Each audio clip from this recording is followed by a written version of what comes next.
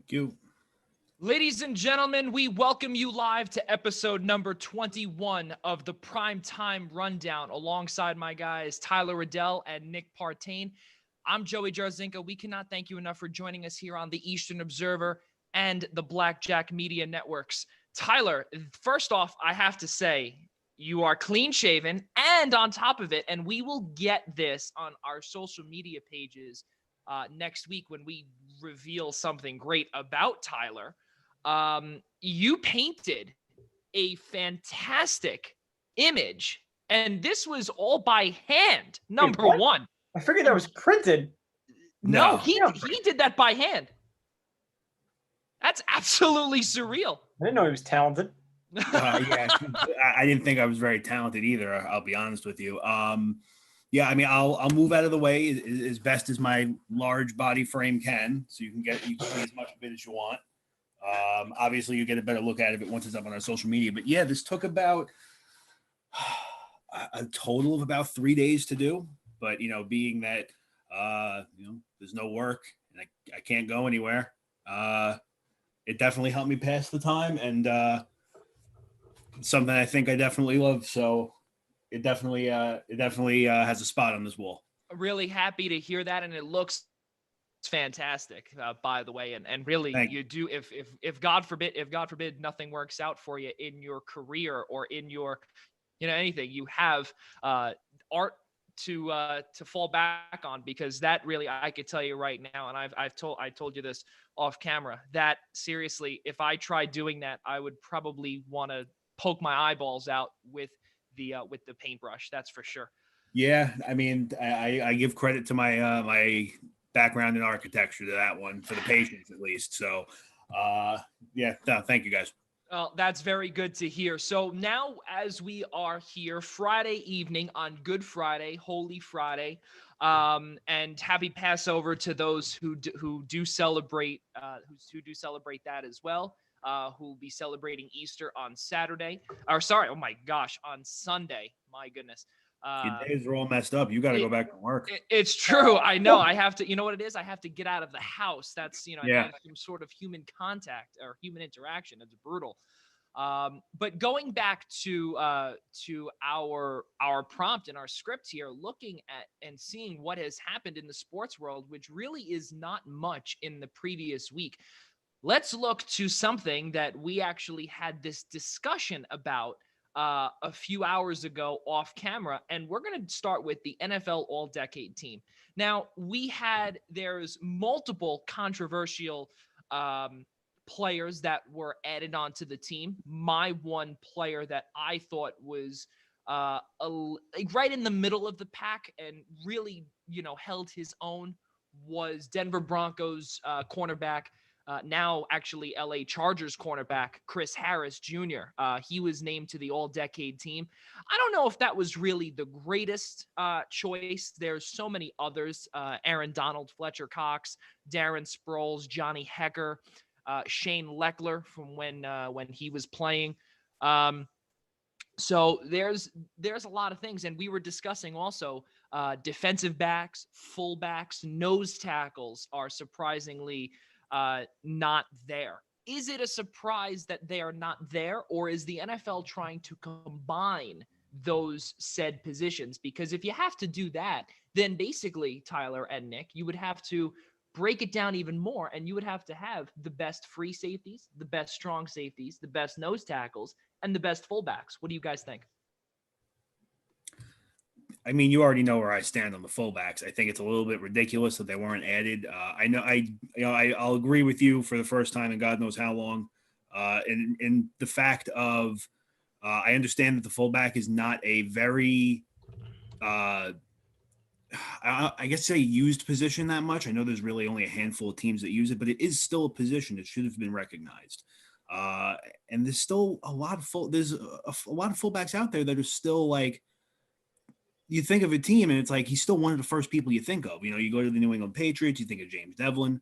The Kansas City Chiefs, they have Anthony Sherman. The 49ers with Kyle Juszczyk. There's still name the two Super Bowl teams, huh? Well, that kind of makes my case even. I know, I'm just saying, like, it's kind of coincidental. 3 very good teams still use their fullbacks. I mean, Yeah, like three you very said, good and also teams. this is an all-decade team. This isn't a last-year team. Fullbacks were used a lot more going back to 2010, so I don't understand why they The couldn't fullback recognize was their full decade's worth of usage. the fullback was only taken out of like I guess everyday equation for Circulation, most yeah. teams in 2014, 2015. It's only been a couple of years, and even still, you think of, like I said, the Patriots with James Devlin, they were in I don't know 10 Super Bowls in like 5 minutes, so like obviously he's doing something right, playing a role there, especially because he does have a decent amount of touchdowns in the regular season every year. And then again, the 2 Super Bowl teams go into the team. They both just so happen to have fullbacks. So obviously the position is still used and Yeah, useful. and I'm just gonna throw my 2 cents in here because obviously, I want Nick and Tyler to really debate this. Because where I stand on this is that yes, you do have fullbacks that are used, but then you made the point that nose tackle should have been on there as well. Now, not everybody uses or utilizes a 3-4 defensive scheme where it's the defensive end, defensive tackle, and the nose tackle in the middle, or where exactly what Nick said earlier in our group chat, where they would be considered the defensive tackle. Well, if you think about it, then why wouldn't fullbacks be in that same or under the same umbrella as a running back? Because they're used in a totally different realm of the offense. When you think of even going back as far as high school football, you're a fullback, or I guess in high school it was considered a second running back. He's still your running back's lead blocker going to the gap, so shooting the outside.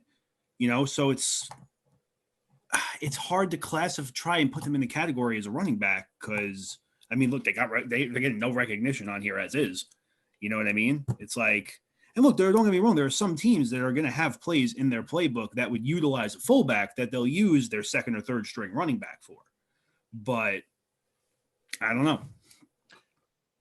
Looking at the all-decade team from the offensive side of things, obviously the 2 quarterbacks, which is no surprise, Tom Brady, Aaron Rodgers, wide receivers, Antonio Brown, Larry Fitzgerald, Megatron, Calvin Johnson, Julio Jones. Fellas, I want to ask you this. Calvin Johnson obviously did not have much success in Detroit. His personal numbers were really good. Is he deserving of an all-decade spot over a player such as, I don't know, Julian Edelman? Yes. Yeah, the difference between Megatron and Edelman is Megatron was the best receiver in football for like half the decade. That's completely enough to be on the all-decade team. Edelman was never one of the best receivers in the game. Very good and number 1 on his team, but never top 5 in the league, whereas Megatron was the best receiver in football for a very long time. He deserves a spot for sure. Yeah, and not even through the Patriots' mega run through the entire 2010s, there was never a year where Julian Edelman was in the top 5, let alone the top 10. I think he only was in the top 10 one time. Yeah, and now you also look at the guards, the tackles, the centers. You look at the offensive line: Jason Peters, Tyron Smith, Joe Staley, Joe Thomas, Jari Evans, Logan Mankin, Zach Martin, Marshall Yanda, Alex Mack, Marquise Pouncey. Then you look at running backs. Now this one is, I think is deserving. And what Frank Gore did, he's on this list, by the way. Frank Gore, LaShawn McCoy, Adrian Peterson. LaShawn McCoy was one of the best running backs. And that's not being biased as an Eagles fan. But you look at Frank Gore, what he did in San Francisco towards the latter part of his career when he was, traded, bounced around. He's still deserving of a spot. Do you guys believe that there were snubs or players on there, both offense and the defensive side, or even on special teams, where some weren't as deserving as others? I'm going to say one that might upset you, but Darren Sproles as the flex was a bad choice. Okay. The offensive flex is supposed to be a player that contributes all around to offense, and that's why they chose Sproles, because he was a running back. He also caught a lot of passes. He was, a utility knife kind of guy. But when you put it in that realm, how does a guy like Le'Veon Bell not get the spot over him, or Matt Forte, guys who did that at a much higher volume than Sproles? That flex isn't supposed to take special teams into account, where Sproles did make it as the punt returner, much deserved. He was an outstanding punt returner and deserves that spot. But the offensive flex one, he shouldn't have been the pick. There are many better players that did more for an offense than he did. We understand that he does it as a Swiss Army knife, but Bell was one of the best receiver blocking running backs in the game for about half the decade. I think that should have been enough to get him the spot over him. Tyler? You know, one thing on the offensive side of the ball, other than the fullbacks, that kind of it caught my eye, but I understand why he didn't make it, was Nick Mangold. Yeah. How many years was he really good, though, in this decade? I'm trying to remember when. Until he had his neck injury. Remember, he didn't retire until 2016. Yeah, but his last year or two weren't even that great. You probably have an argument for him, but I was okay with the other two they picked. I think Pouncey. No, I think that's what I'm saying. It's like I'm okay with the other two, but you know, if there was one that I feel like definitely should have at least been considered, because when you go, I don't know how much you guys looked into the all-decade teams, but when you go look at the runner-ups and stuff, like he wasn't even a runner-up. Oh, wow. I didn't see the runner-ups list. I saw all the guys who made it. Like the runner-up list was only like one or two people per position. I mean, skill positions obviously had significant more runner-ups. I think the offensive line only had one runner-up each, but you know, you really don't think of offensive linemen to begin with as is. And you know, to see who's here is understandable why they're here. You know, the personal success they had, but how Nick Mangold wasn't even considered to be a runner-up or an option blows my mind, because when the Jets were from, you know, I get it's not part of the decade, but from 2009 all the way until 2012, 2013, where the Jets really started to fall, he was a big part of that offensive line. Yeah, he was probably the best center in football for their run, if not two. Yeah. So, yeah, he definitely had an argument.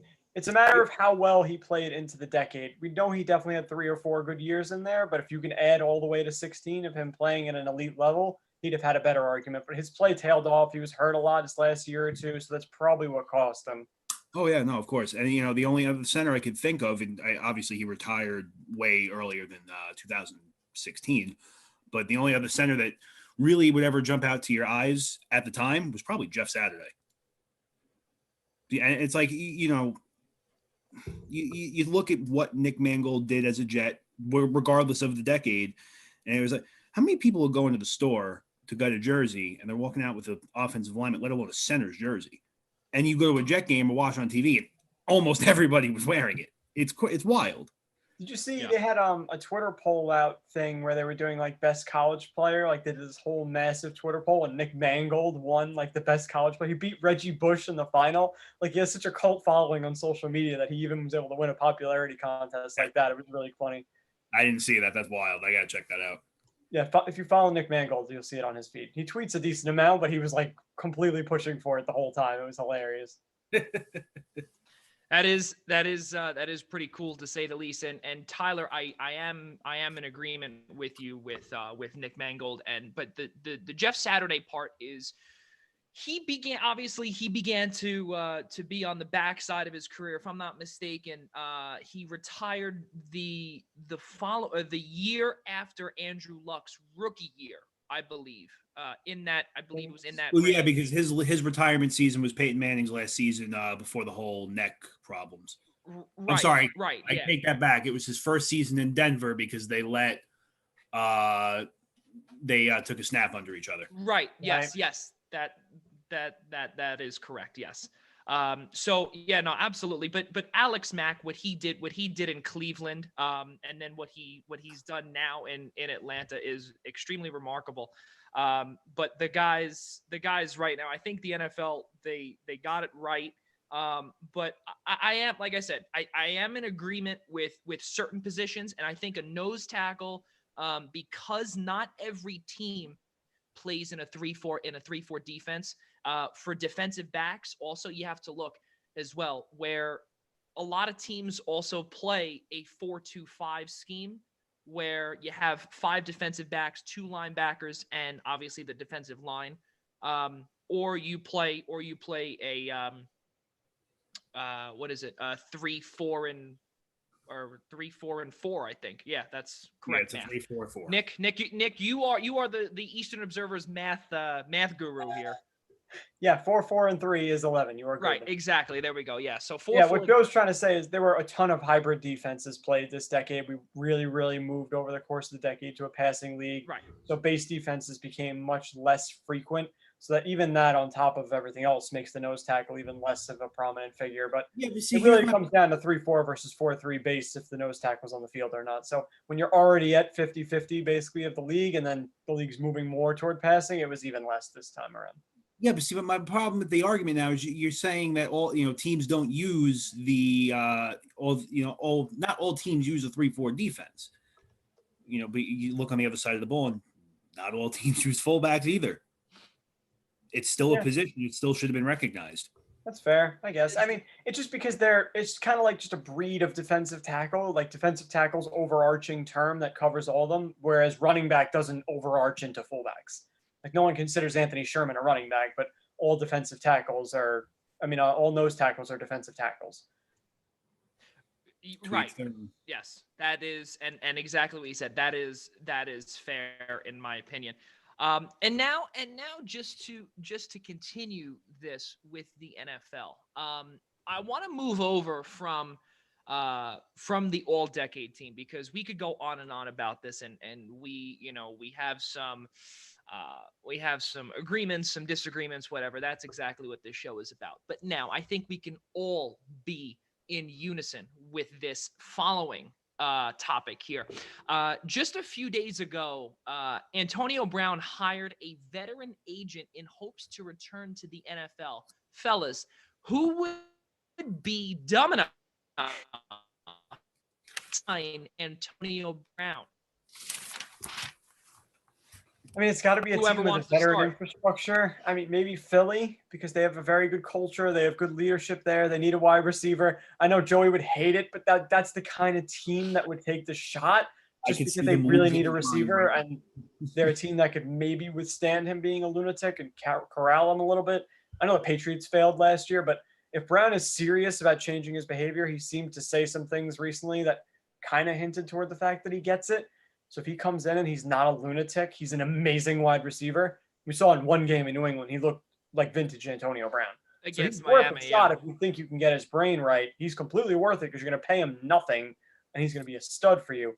But it's got to be a team with the infrastructure to keep him under wraps.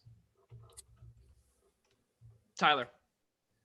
So one thing I'm gonna kind of disagree. I'm gonna disagree, but the one thing I'm gonna counter with Nick is I don't think his time in New England was a failure. I think the 15 minutes he was there, but it was more or less, when he had all of those charges, I guess, coming towards his name.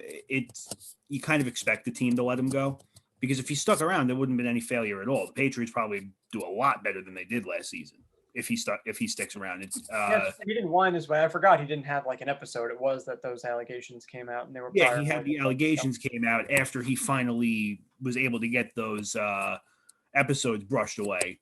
Obviously, you see teams aren't going to want a guy like that on their roster. Obviously, they're going to let him go. As far as to who would sign him, I think it's going to come down to any team that's going to be desperate enough. Any team that really feels like they're going to need a receiver. Obviously, I don't see him being signed anytime soon. He's got to go through some kind of wild counseling program or whatever it is to get his brain fixed. But when he's playing, there's no question that he's anywhere between a top 3 and a top 5 receiver. Doesn't matter where he's playing. If he gets picked up, depending on who he goes to, he's going to have to take a low cost, low risk deal for a team, because if they got to cut him again because he has another episode or more reports about him come out, they're going to have to cut him again. So he's probably, if he ever came back into the league, I don't see him being anything more than and pretty much an NFL journeyman at this point.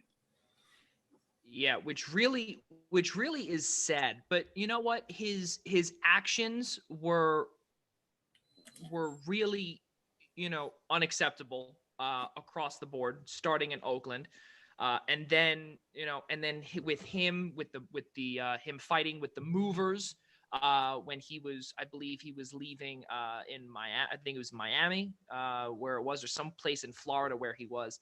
And the authorities were called. He apparently roughed up one of the moving guys. And now you look at a draft that is wide receiver, not even friendly. This is a historical draft for wide receivers where you look at into potentially even into the third round. And the third round is where you start to see the drop off with wide receivers this year. And it's mind-boggling, and this is where we'll segue as well with the Texans and Brandon Cooks and whatever, which I don't even want to get that started until we finish this topic. But I don't see him getting signed until after the draft. Obviously, I don't see him getting signed at all if football is played.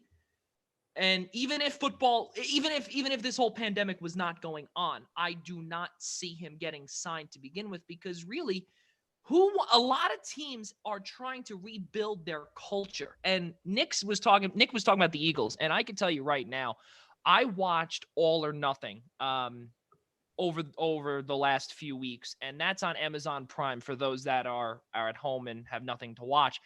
All or Nothing is one of the greatest documentaries on teams that I've seen in a long time. Carolina Panthers, Arizona Cardinals, now the Eagles this year, season 5. I don't know the other two teams, but watching those three teams, you've seen how there has been a change in culture all around the league.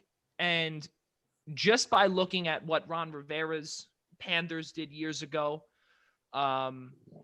what Bruce Arians and did, actually Cliff Kingsbury last year,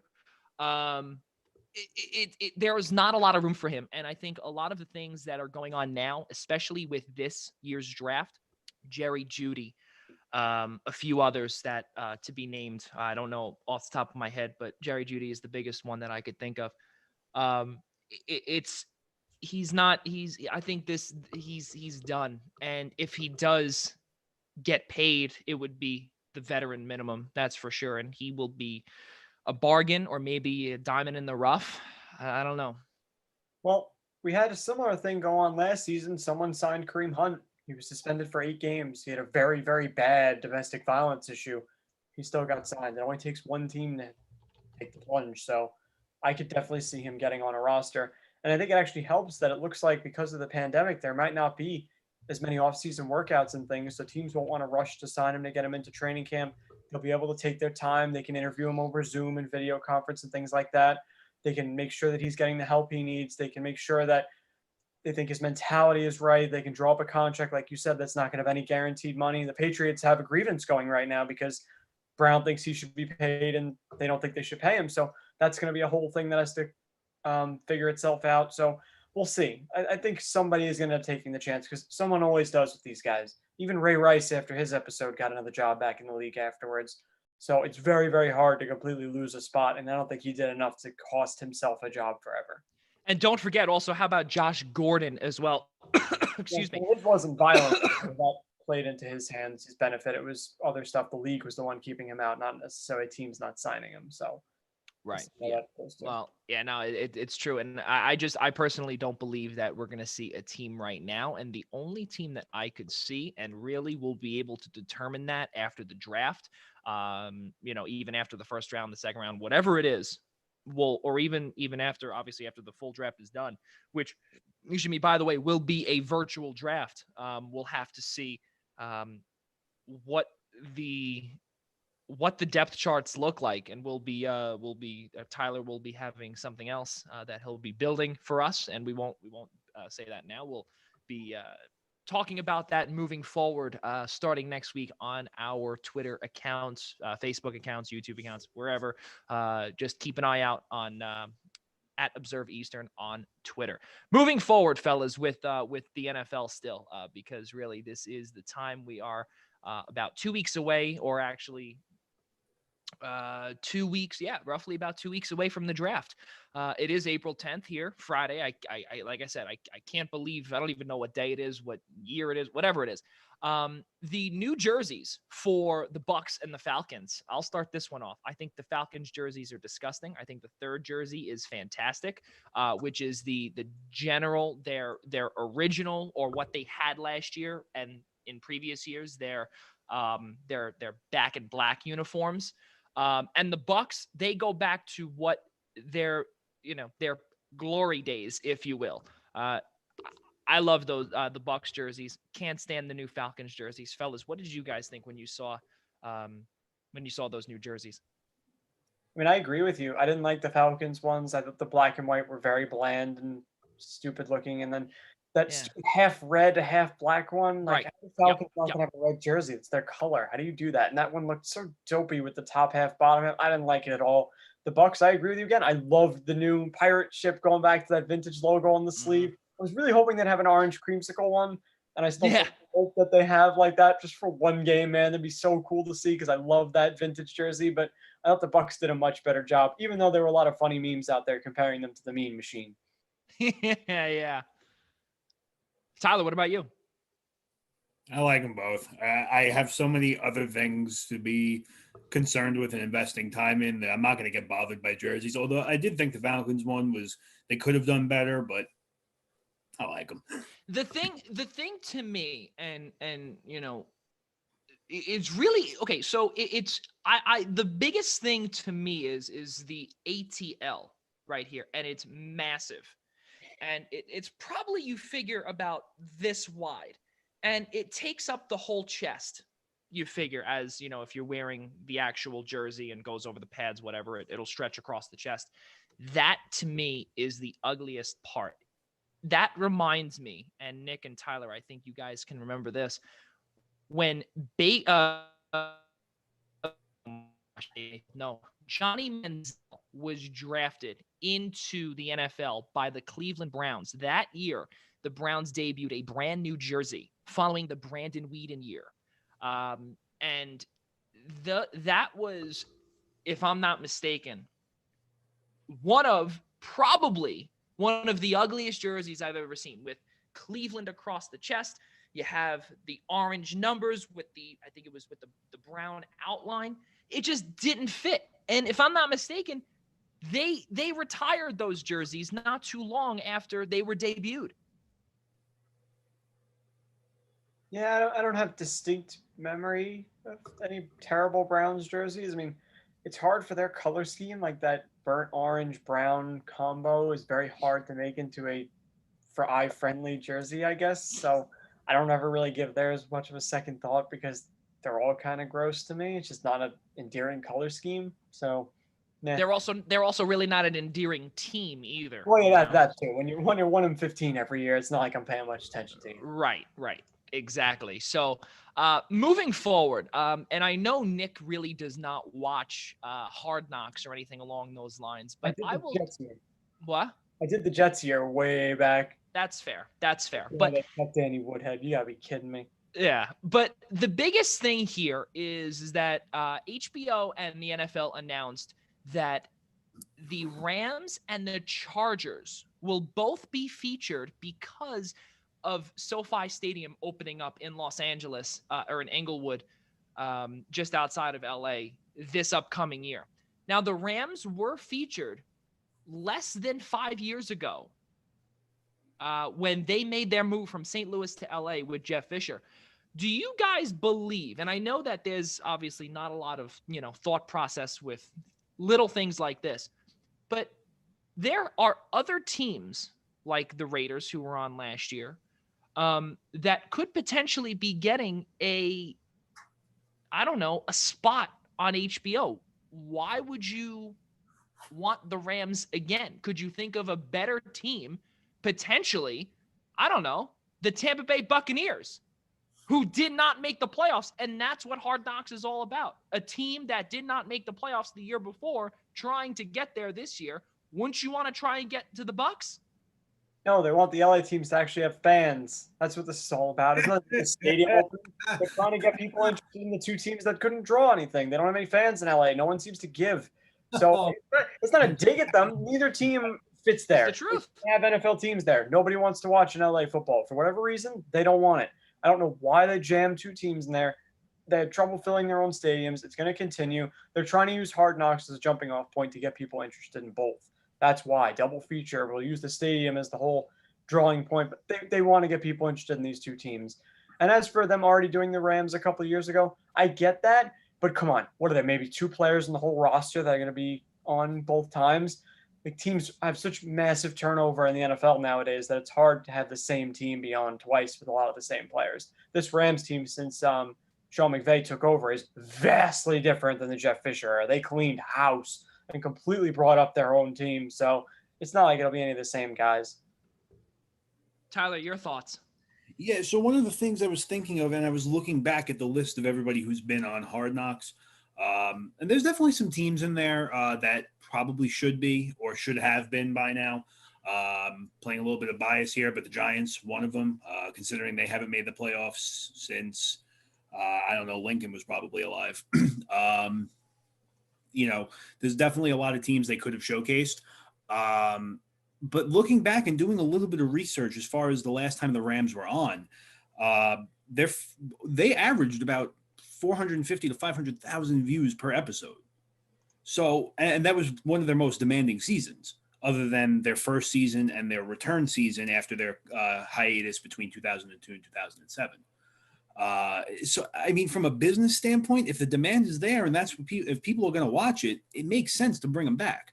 I'm not trying to discredit teams that should be on there because I'm sure really at the end of the day, whether it be a team like the Giants or a team like the Bucks or any, I guess, dumpster fire in the league, you'd call it.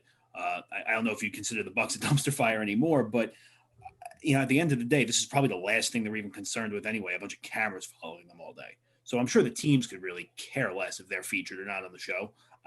As far, like I said, from a business point, I don't know if teams get any of the cut of the money for it or if they get paid to be featured. But like I said, if the demand was there for the Rams, no harm in bringing them back.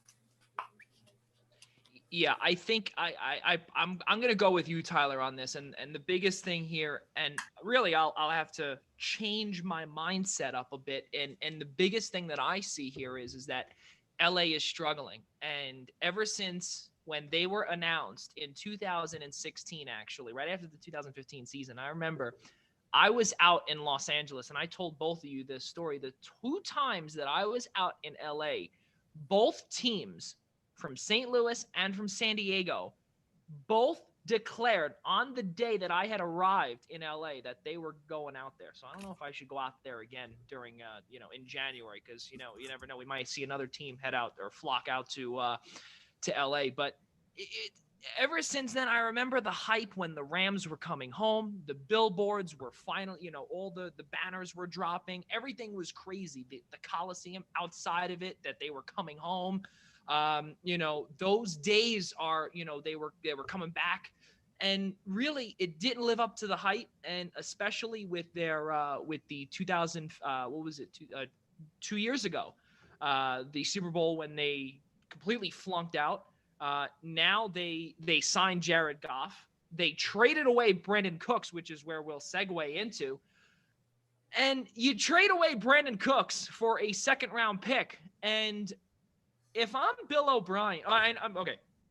Les Snead, in my opinion, completely robbed Bill O'Brien. And Again. Sorry?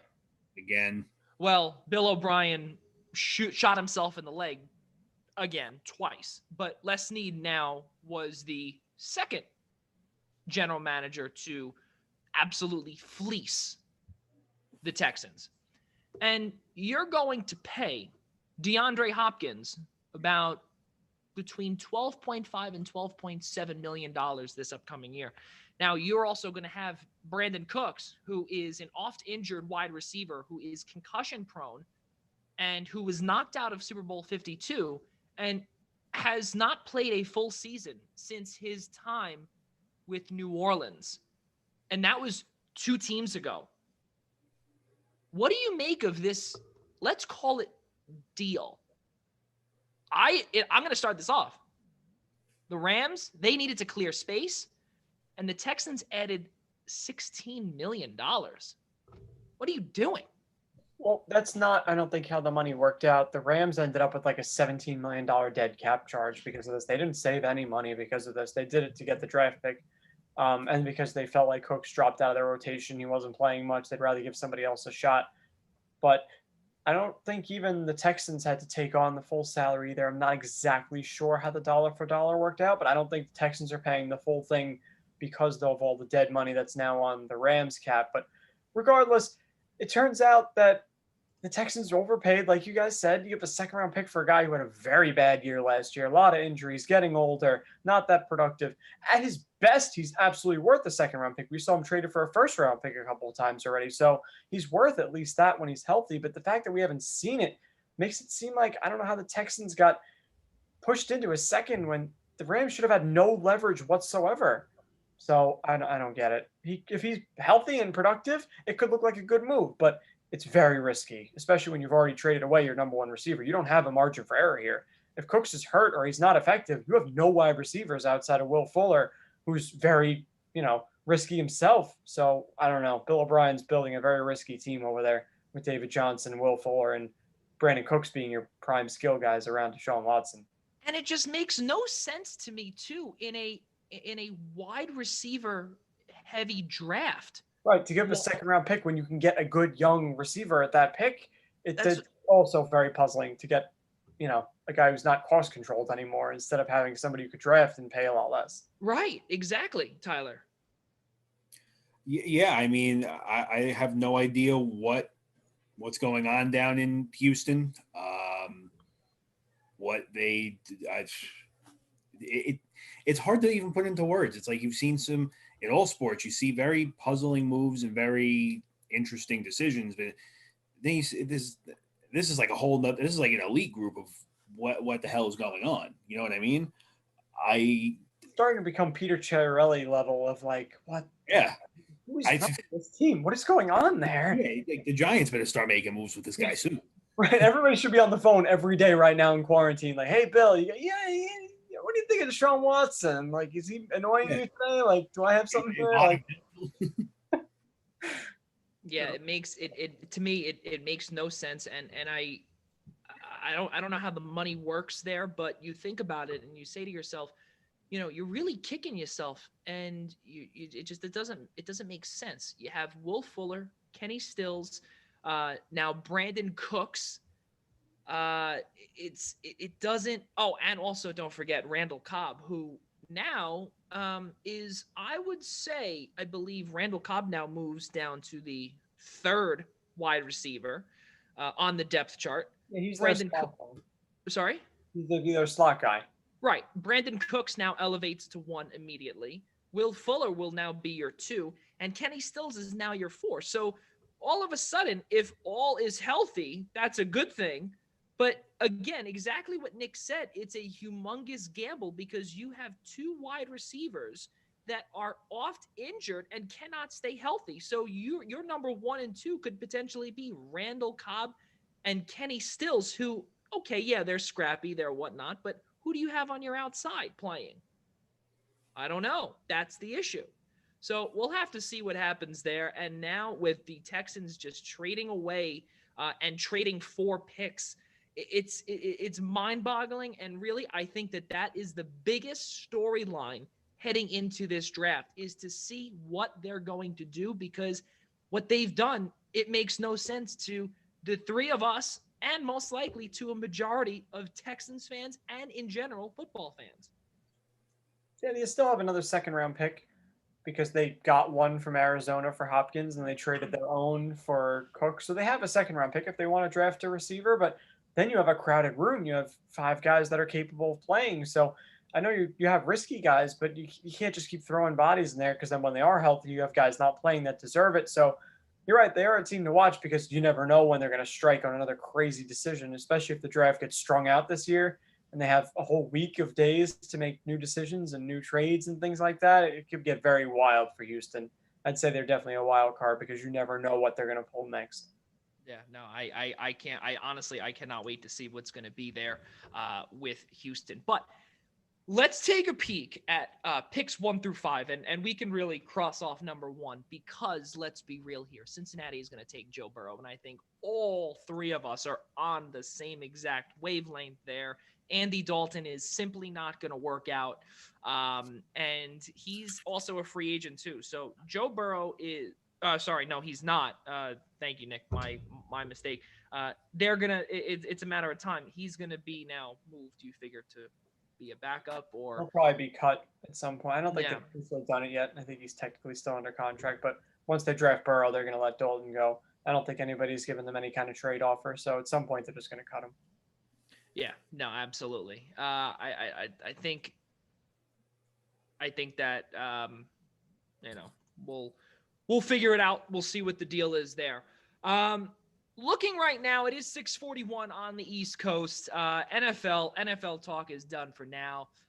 We do want to say we actually did not open up with the our show is presented to you by the Nolan Carroll Foundation. But I will say this, and I know Nolan would definitely tell me to do so, not to donate to his charity, but really to donate to all of the first responders and all of the frontline workers that are fighting this coronavirus right now. Donate everywhere, but also really Nolan Carroll Foundation as well for science and math and in the inner cities and underprivileged kids.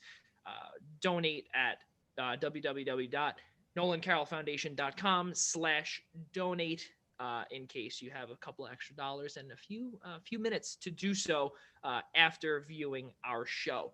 Cancellations all around the globe. Tokyo 2020 now becomes Tokyo 2021.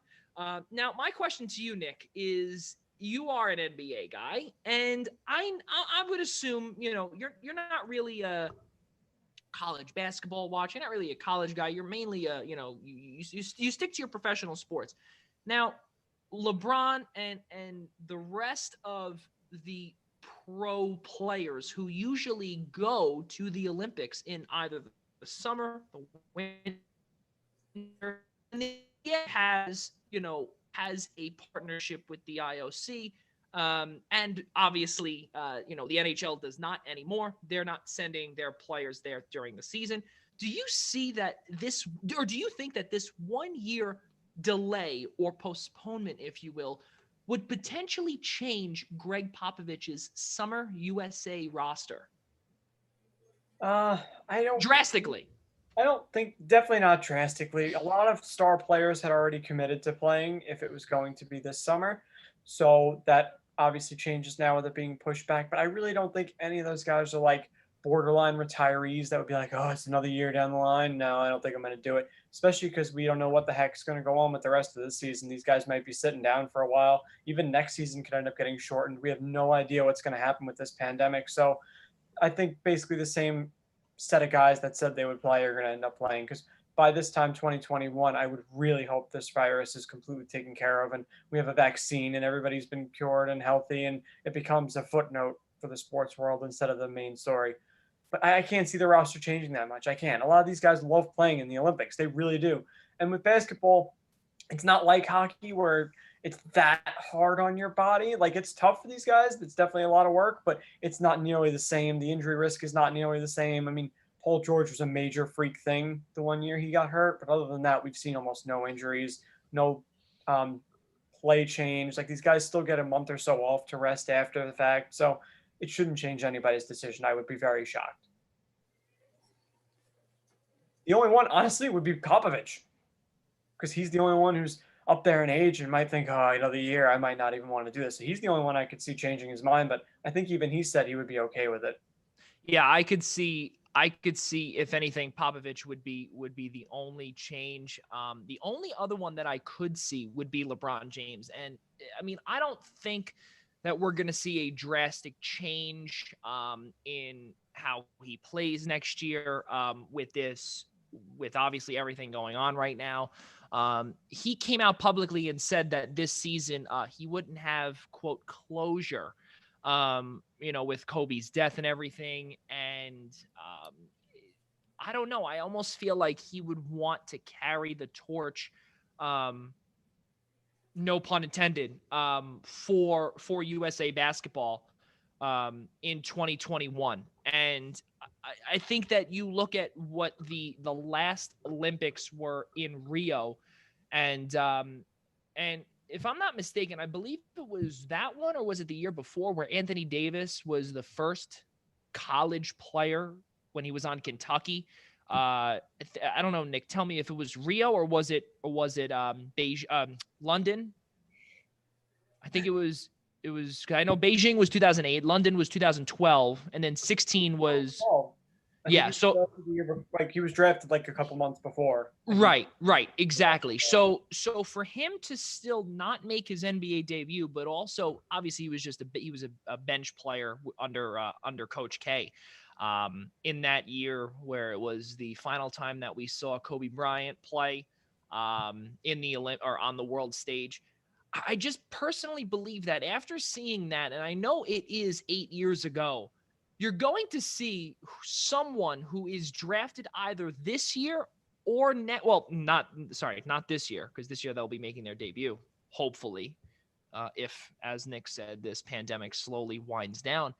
But even next year, if someone is to get drafted next year that is a high lottery pick, we could potentially see them on that roster if Popovich or whoever else could potentially, and also I think Jay Wright is also an assistant coach on there as well. Or I think he's one of the consultants, whatever it is. We could see some youth being pushed into onto the world stage. That'd be pretty cool, I think. I feel like we could have seen Zion this year, right?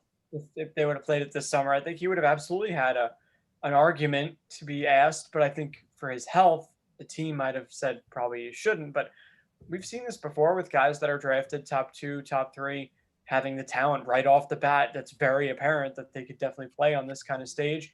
It depends really on how many regular NBAers want to go. Like if there was a superstar NBA player that wanted to go, they probably wouldn't pick the rookie over him unless that NBA player has done it a couple times or something. But right. There's a lot of circumstance there, but it wouldn't be unprecedented next year if they have a kid that gets drafted 1 or 2 overall and he looks like a physical freak and could absolutely compete. Give him a chance to talk to all these high-level veteran guys and enjoy the experience. Yeah, I would say so. Tyler, do you want to add anything to that? I mean, you guys know my NBA / Olympic basketball knowledge is slim to none, but I will do my best for you because I like you. I don't see too many. Thank you. Yeah. Go on. I don't see too many drastic changes, especially a handful of guys, LeBron James being one of them, getting up there in age a little bit. It's a lot of these. Who knows if this is going to be their last time going to the Olympics? If that makes any sense, you know what I mean? Kind of just like, and I don't know how much the Olympics mean to some of these guys. Some guys might just do it because it adds Olympic time and gold medals to a resume. I don't know if it's because they just genuinely enjoy being there, but being that this, for, like I said, a select handful of people, that this could be their last time going to the Olympics, I wouldn't expect to see too much drastic change. That's pretty much all I got for you, man. Yeah, no, that's okay. I obviously want, everyone to participate in all of this and just to get their opinion out there. I am honestly, and the Summer Olympics to me, and I'll throw this out there and for the viewers out there, I'm a Summer Olympics guy. And the reason why is because I love, and I know Nick will laugh at me when I say this, but I love to see ping pong. And I love ping pong. I love badminton.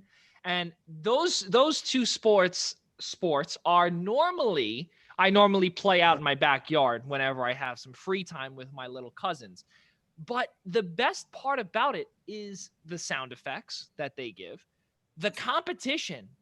But the competition, though, that these guys give, and they put their heart on their sleeve. Basketball is mainly dominated by the United States and Spain. We get that. France here and there when Tony Parker was on that squad, Rudy Gobert now. And it's it's crazy to and obviously I love the Winter Olympics too, hockey being the main one. But it's just I always have this knack or this love to see that. It's really a shame that it had to all unfold this way. But it's going to be worth the wait next year for sure when everything is said and done, God willing. Let's keep moving forward here. 6:50 here on the East Coast. It is Good Friday, ladies and gentlemen, right here on the Primetime Rundown, episode number 21, presented to you by the Nolan Carroll Foundation on the Eastern Observer and the Blackjack Media Networks. I'm Joey Jarzynka alongside my guys Tyler Adelle and Nick Partain. Let us get our guest of episode number 21 in here. Anthony D'Oria from the Golden Stick, Tyler, or Sticks? Stick. Golden Stick Wiffle Ball League in just a few moments. We're going to get him in. As he is going to be in here right now, and I will turn the table to Tyler Adelle as he will be doing this moderating right now. Thank you very much, Joe. Wow. Anthony, you with us, man? Hey, I'm right here. Can you see me? What's going on? Looking good. Yeah. All right, now I know you're lying, so thank you. Like Joe was saying, this is Anthony D'Oria, the main man, the head honcho of Golden Stick Wiffle Ball League in the New York region. Anthony, first of all, thank you for being here. With everything going on, how are you? All in good health? Everything's good? Yeah, can't complain. Sitting here in Levittown, just minding my own business, waiting for quarantine to be over. Can't wait to get back outside. I unfortunately took a trip to the store today. So, I don't know. I guess I have to stay home for 2 weeks now. So that was pretty brutal. I feel you. I've limited my store travel as much as I could. Had to go out earlier today myself. It's crazy out there. Just Yeah, it is what it is. Stay safe. That's all that matters. Mm-hmm. Facts. Let's get to it. All right. Biggest question for everybody: what is Golden Stick Wiffle Ball? Let me get back to you. No, I'm kidding. I mean, pretty much what Golden Stick is, you can see the logo spinning behind me. Golden Stick is one of the premier wiffle ball leagues in the country. We've got players from all the way up in New Hampshire and Vermont, all the way down in the Southwest and Arizona and in California. And it's really just become this big community of just guys looking for competitive wiffle ball. And, we've met a long time ago through, just living in the same town. And you've seen it grow from, some tournaments here on Long Island to now these massive national events in Staten Island and in Boston. And we've also, back in the day, used to have events in Vegas. So the short answer is we're a wiffle ball league. The big answer is we're probably the most fun you're going to have playing wiffle ball all over the country. I could definitely second you on that one. Like I said, this season I'll be going into my 9th season with you guys. That's crazy. It's amazing how time flies. Time flies when you're playing wiffle ball.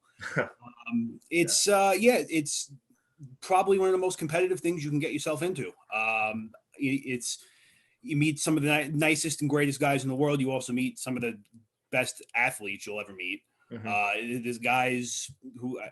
How many people you see whip a wiffle ball 90 miles an hour?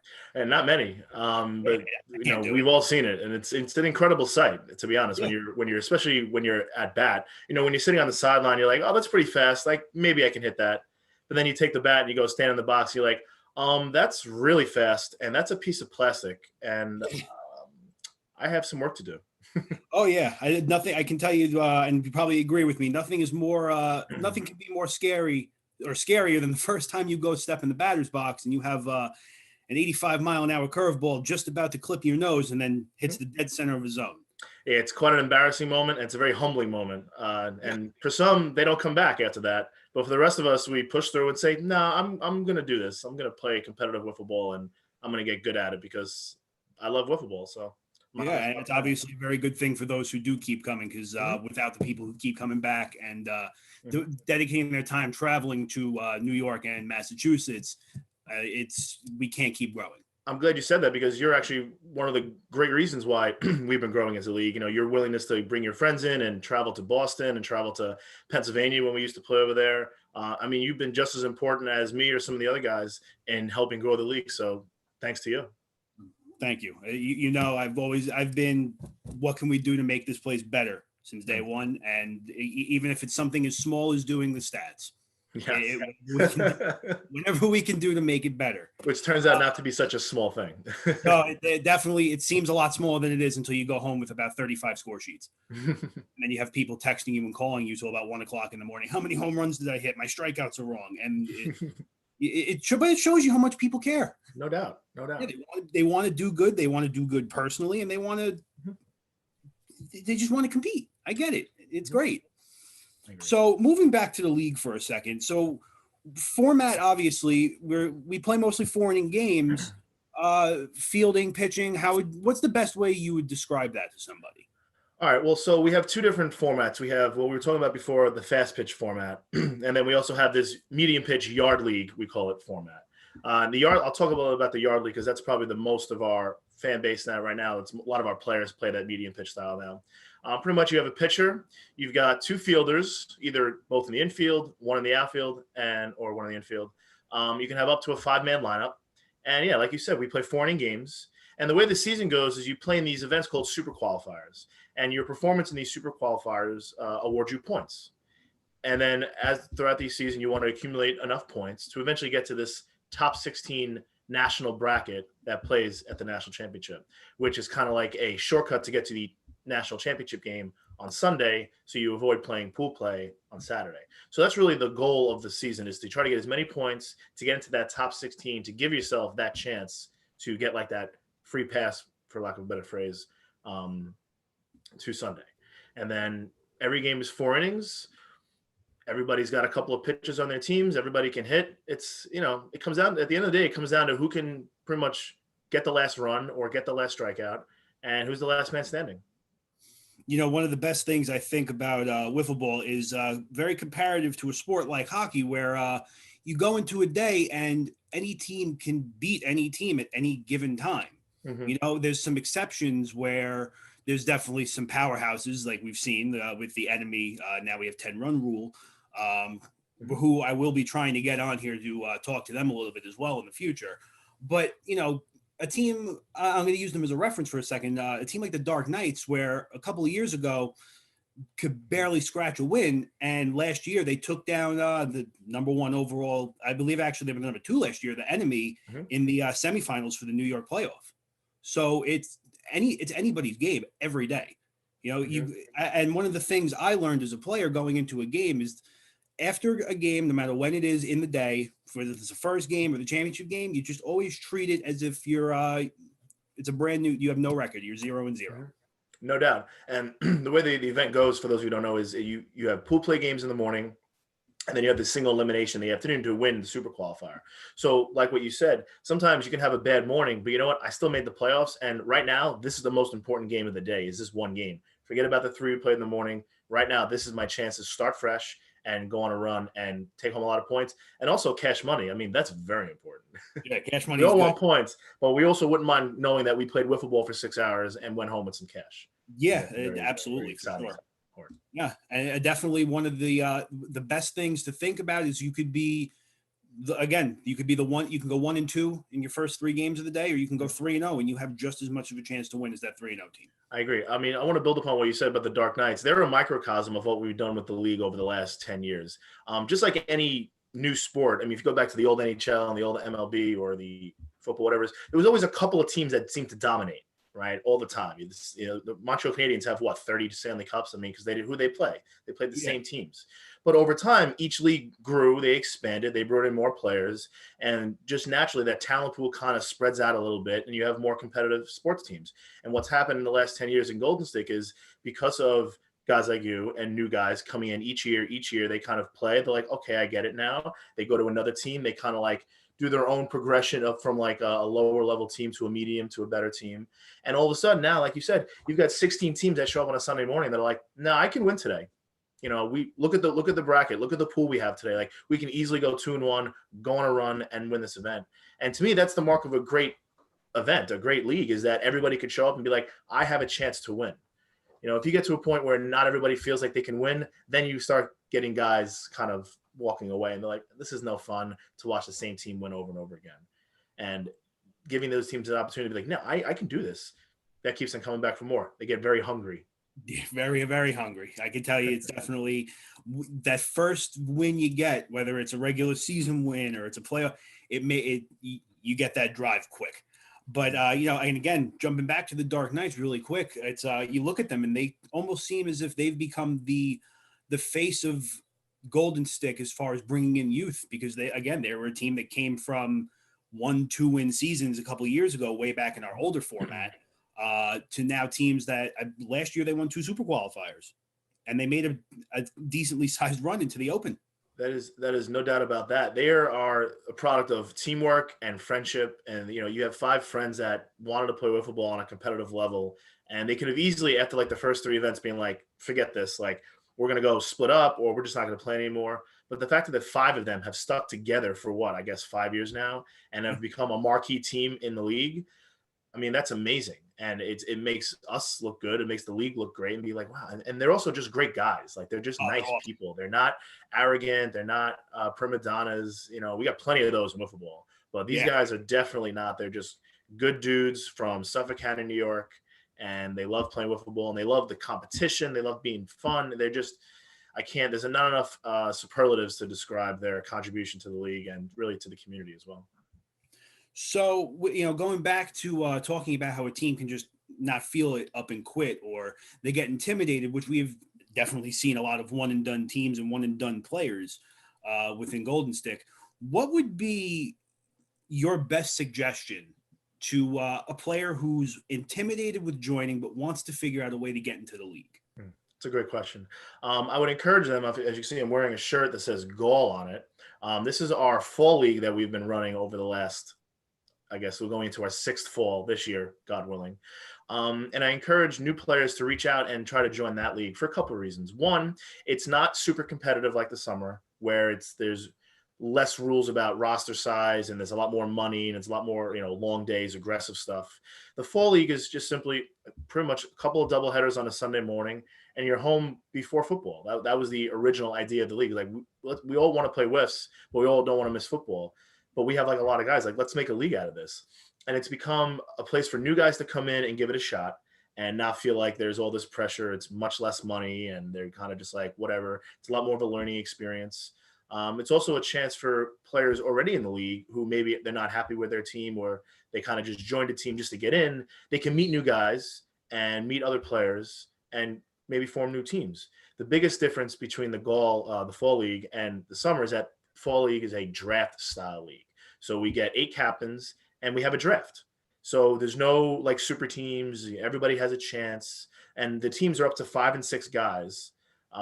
Because in the fall, we all know that everyone's got different agendas and it's not the summer league. So to ask a guy to now play all summer and then commit to 8 more weeks of fall league wiffle ball, especially when the weather is questionable, is tough to ask. So we've come up with a system where you can have 5, 6 guys on a team and not have this pressure of like, you know what, I don't have to show up this week.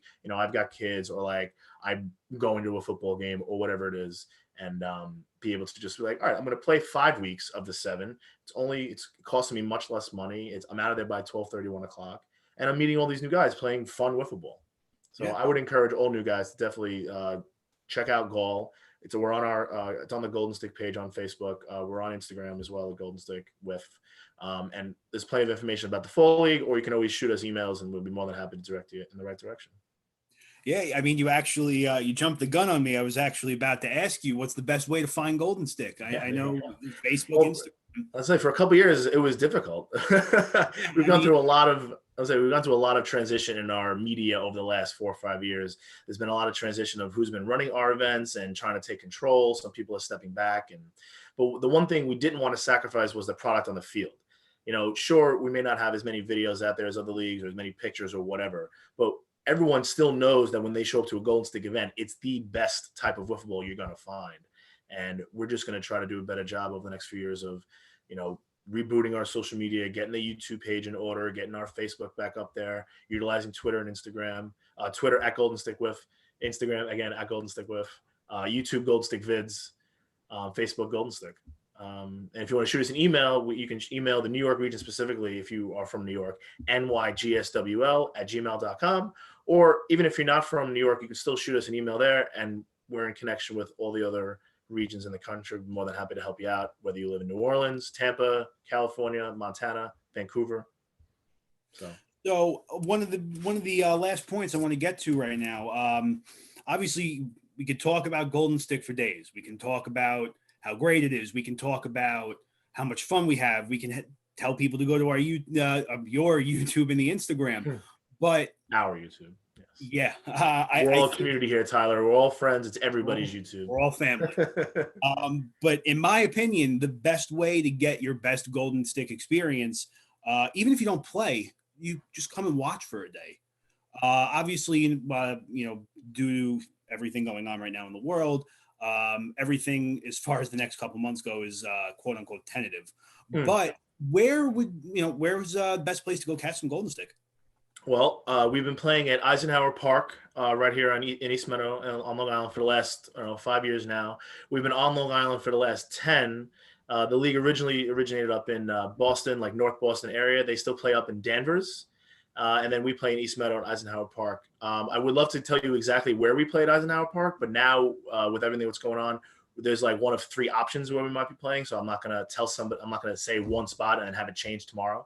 But we used to play at what's called the Old Driving Range. Is if you're coming from Hempstead Turnpike, you go north through like Eisenhower Park, if you're going up to like Merrick Avenue over there, and right on the right side, there's this whole patch of grass. And we used to have 12 wiffle ball fields lined up. So plenty of people definitely have driven by and been like, what is going on over there? That's wiffle ball? Where are all these weird people in shorts? Yeah. But to give everybody a little bit of a better perspective, it's the finish line for the marathons as well.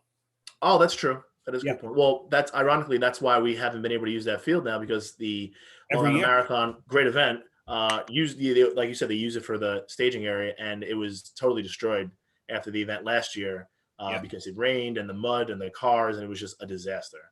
And it was a shame, but we were able to find a new spot on the other side of the park, which was nice. And the new spot's great. I love the new spot. It's definitely compared to some other places we've been, even whether it was temporary or long term, it's definitely, in my opinion, one of the best spots we've had so far. Yeah, and it's good. It's an easy landmark now because it's still Eisenhower Park, but it's right by the Islanders practice facility. Like the team store, excuse me, whatever, the Northwell Ice Center. That's the practice facility, yeah. Yeah, so, I mean, you should know, right? So it's easy to be like, hey, look for the big Islander sign, and like now we have a little more of like a marquee going for us. So hopefully we'll expand even more this year, even if it's a short year. I hope it's not a short year. You got to just reschedule. Don't cancel. Well, I think we've made it very clear that we're not going to cancel the season at all. That's not happening. We're just going to take it one event at a time. All of our events are set in stone. There's nothing that's going to remove us from regardless of where on the park. There's nothing that's going to remove us. So we'll just go, as long as the president or whoever keeps extending the social distancing, we'll just follow up and be like, all right, so this event is a wash. Next one's a wash. I'm optimistic, hot take, that Memorial Day will be like a symbolic time for not just our league to get started, but like the whole country to start being like, all right, I'm going to go outside and I'm not going to wear a mask and I'm going to feel a little more comfortable being out there. Hopefully it would be nice if it was around Memorial Day because it's such a historic holiday. We can remember everyone who unfortunately died during the event, and then also remember all the soldiers that have given their lives for our country over the years. It would be a nice symbolic way to be like, you know what? It's over. It's past us. Let's get outside. Let's play some wiffle ball. Let's barbecue. Let's maybe not shake hands, but at least maybe be 5 feet from each other instead of 6, So we shall see. Yeah. A lot of this going on. A lot of guys. What's great about wiffle ball is that you're 43.5 feet away. So you could play somebody one-on-one, and as long as you just have your own set of balls, like it seems like the perfect social distancing sport you got. Tyler, if you don't mind, I'd like to ask one question. Anthony, I'm Joey Jarzynka. That's Nick Partain, by the way. First off, cannot thank you enough for being here with us on the Primetime Rundown, and I love I love the shirt you're wearing, and I also love the Golden Stick Wiffle Ball logo in the background, and how you have it. The After Effects is absolutely gorgeous. Yeah. Now my question to you is that you and Tyler were just talking about making this a really fun summer event, and now with everything going on, is there someone specific that you are in contact with on, I don't know, maybe a weekly basis to try and get basically an update, just so you could potentially have guys that are paying their fees, or whatever it is, and then they're thinking to themselves, well, am I going to get that money back? Or and I'm not saying that you guys wouldn't do that. I'm saying just the thought process of, are you seeing a decline in membership or vice versa, anything along those lines?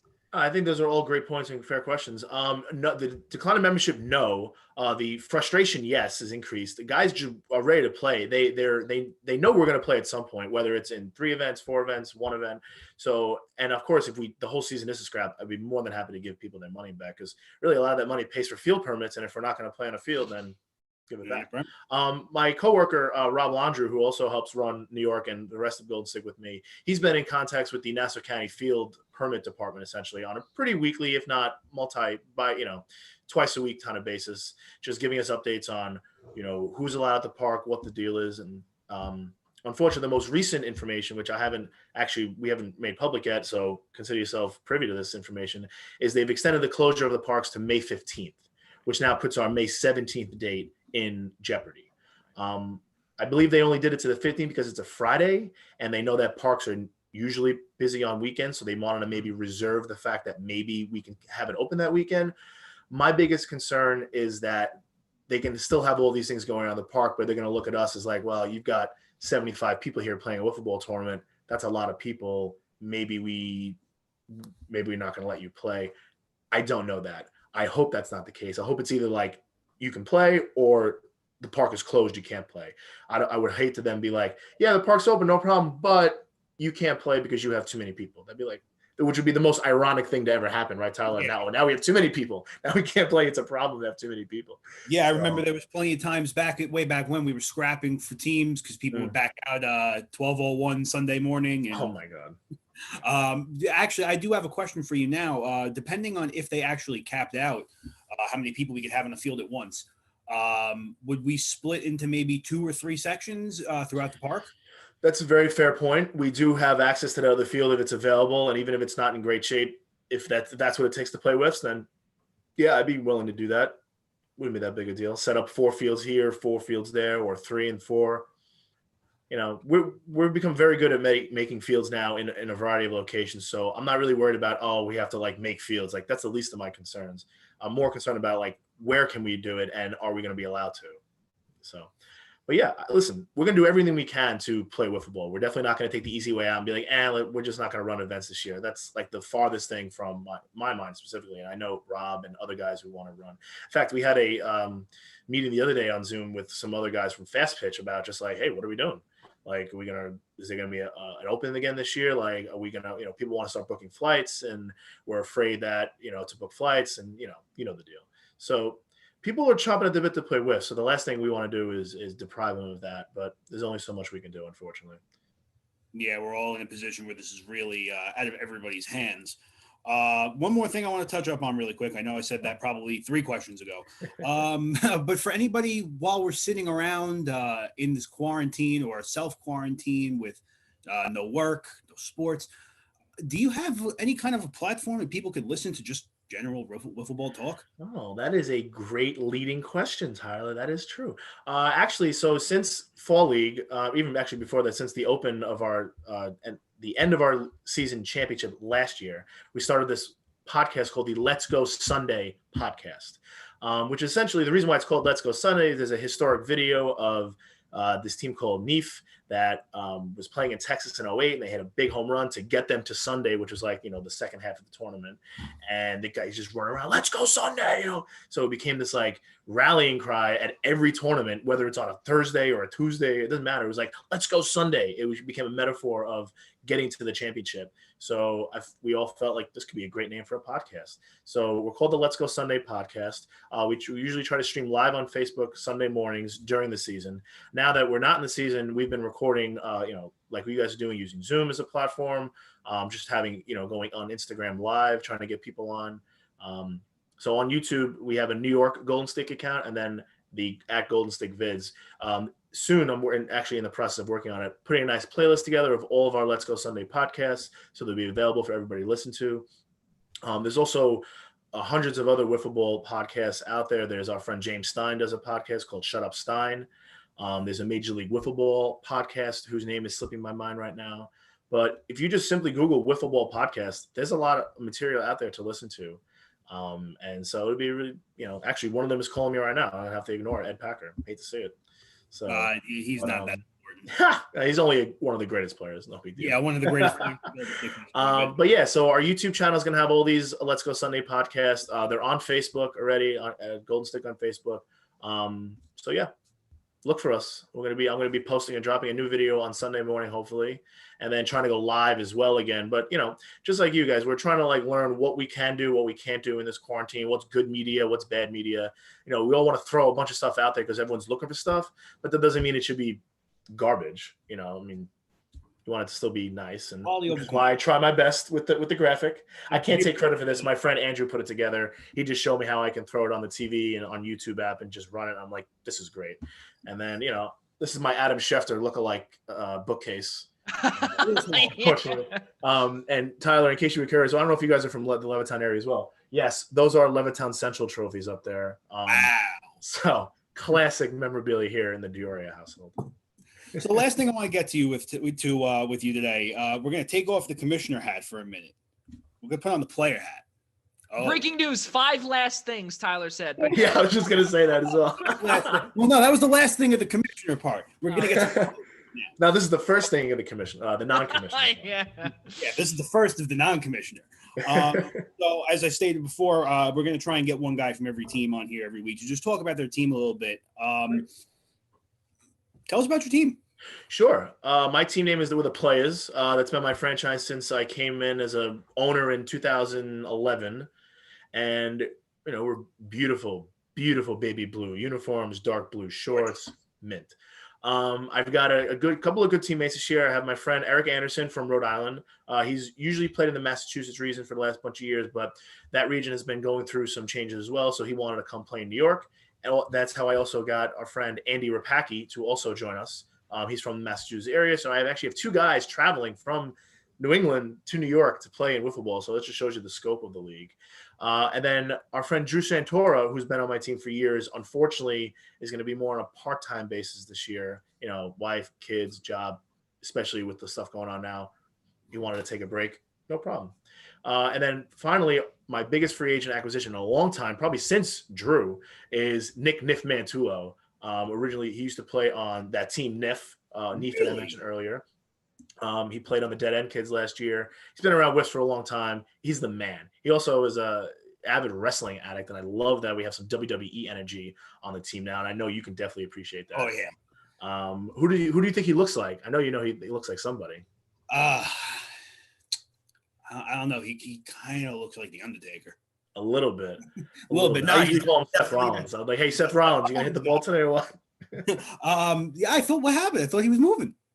Yeah, well, things happen. People say stuff, and I don't think he didn't want to move. I just think that sometimes stuff happens, and you can't move. And I know he loves, see, who's going to move to Texas. He loves going there. He still wants to go there.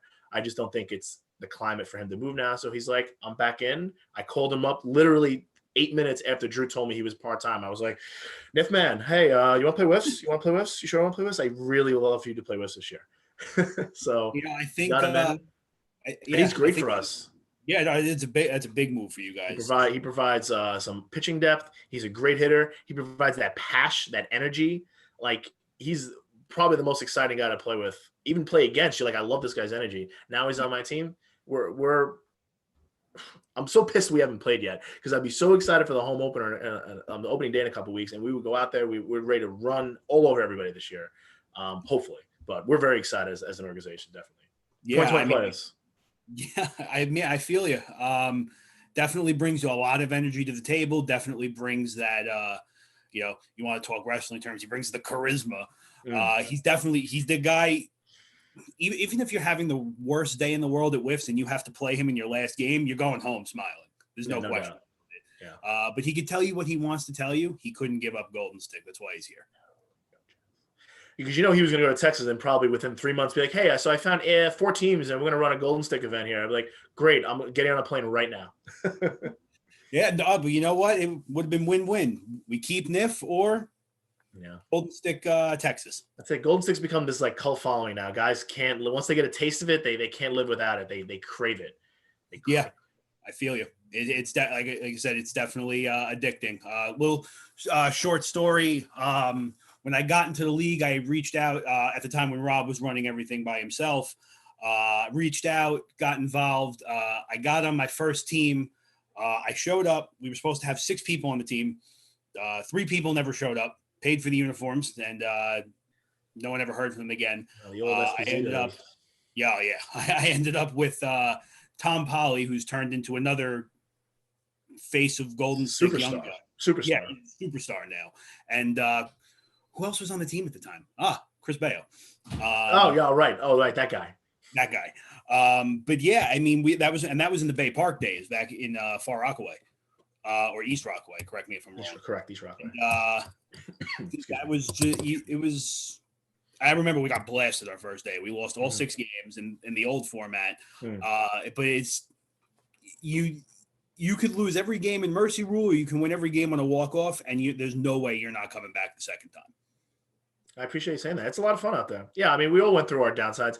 I feel like I've always been on teams that have been like right there, and never been on like a great team. So it's even more fun when you win because you've worked really, really hard to get to that W. And then, when you look at the clock and you're like, oh, it's 3:30 and I'm still playing. It's been a good day, and it's satisfying, definitely. Yeah, definitely the unwritten rule of thumb in Golden Stick, especially for us, is if you're still playing wiffle ball around 4:30, you're having a good time. You're having a real good day. Yeah, I agree. Anthony, I can't thank you enough for coming on the show. Everybody, remember, you can find Golden Stick on Facebook, Instagram, YouTube at Golden Stick Vids or Golden Stick Vids New York. Also, look for them with their Let's Go Sunday podcasts. You can find that on YouTube, and you can look for their clips on Facebook. Hey, man, listen, appreciate you guys letting me on the show. I hope all is well with all your friends and family. Everyone stay safe. Joey and Nick and Tyler, thank you so much. And talk to you guys soon. Stay safe, stay well. Thank you so Thank you for coming. Thank you so much, Anthony. And I do hope I'm sure we'll definitely see you again for sure. Your friends, your family, and yourself all stay safe. Cannot thank you enough for joining us here on the Primetime Rundown right here on the Eastern Observer. Anthony Dioria, everybody.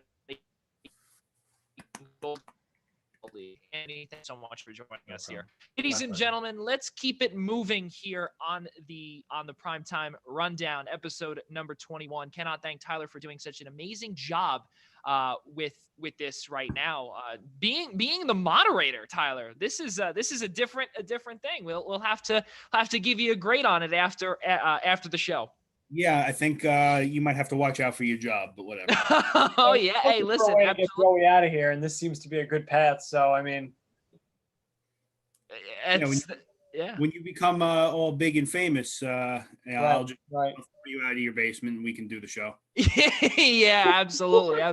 We're still in his basement. That would be great. Yeah, right. That would be something. Definitely. Love Karen on as our third. There you go. I was gonna say Karen will definitely welcome you guys into my home as always. But we like Karen more than we like you. Yeah, well, that's what Nick say.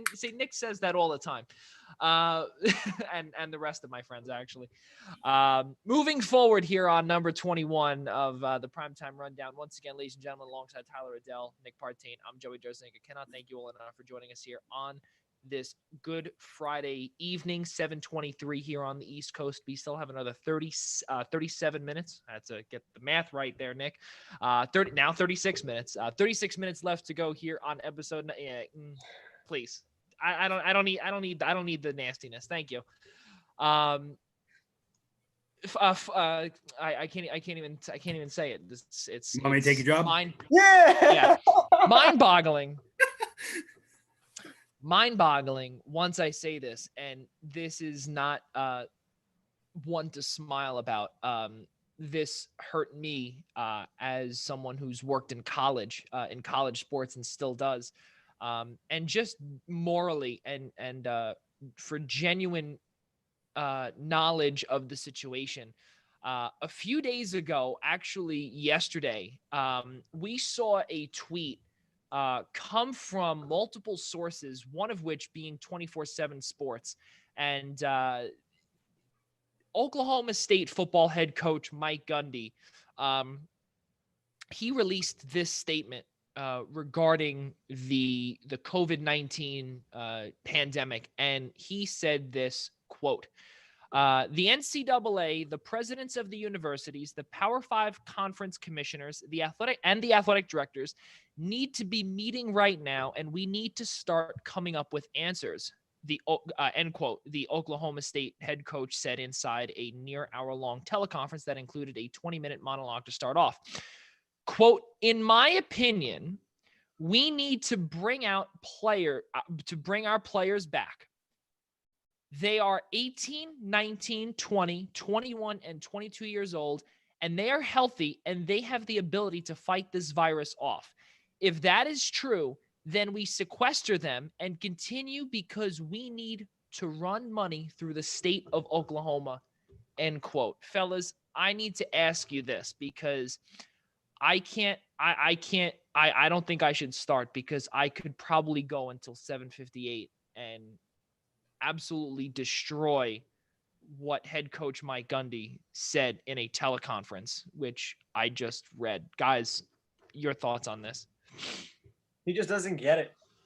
He just doesn't. He doesn't understand that it has nothing to do with the young people. It has nothing to do with if you're healthy. It has nothing to do if you can fight it off. It's about stopping it from spreading to every single person in the country, in the world, people that are most vulnerable that could pass away from this, people in the healthcare industry that are the ones trying to take care of the sick people. You can't have people getting together for any reason right now other than if it's a dire need. This is ridiculous. The fact that he has no understanding of it and he's stuck at home right now with all this time to understand it is sad and pathetic. You can't have people going out and putting themselves and their entire families and everyone around them at risk because you want to make a couple extra dollars for your state. Their government, they have plenty of money. They've got plenty of tax money. They can divert it away from things that they normally have to pay for that aren't going on anymore. It'll all work out. Mind your own business. Keep yourself safe and try and keep your players and your college students safe. Don't risk so many people's lives over something ridiculous like this. It's embarrassing. Embarrassing to sports, embarrassing to Oklahoma. It's embarrassing to anybody involved in this. Everyone needs to understand you need to stay home unless you absolutely have to leave. And you should never be within 6 feet of people at this point. You should absolutely take every precaution because we want this thing to stop killing people as soon as possible and let everyone get back to their normal lives. Tyler, you are a volunteer first responder, and Former. Well, that's fine. Still former, whatever it was, still a thank you to your service then and now, whatever it may be, regardless former, regardless whatever it is. You were a firefighter, you were a paramedic. You've worked in the industry that both Nick and myself have not. And because you have the experience being on the front lines of, obviously, thank God, nothing of this magnitude you've ever had to deal with. What are your thoughts being someone who's worked in that type of environment to Mike Gundy? Non-explicitive. Yeah, I'll do my best. It was so. For those who don't know, I did 5 years in my local fire department. I was primarily a firefighter. I didn't dab too much into the paramedic side. The way my fire house used to run was everybody could ride everything. So we could ride the ambulance, obviously the fire trucks.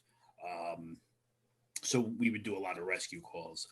Luckily, during my time in the department, we never dealt with anything like this.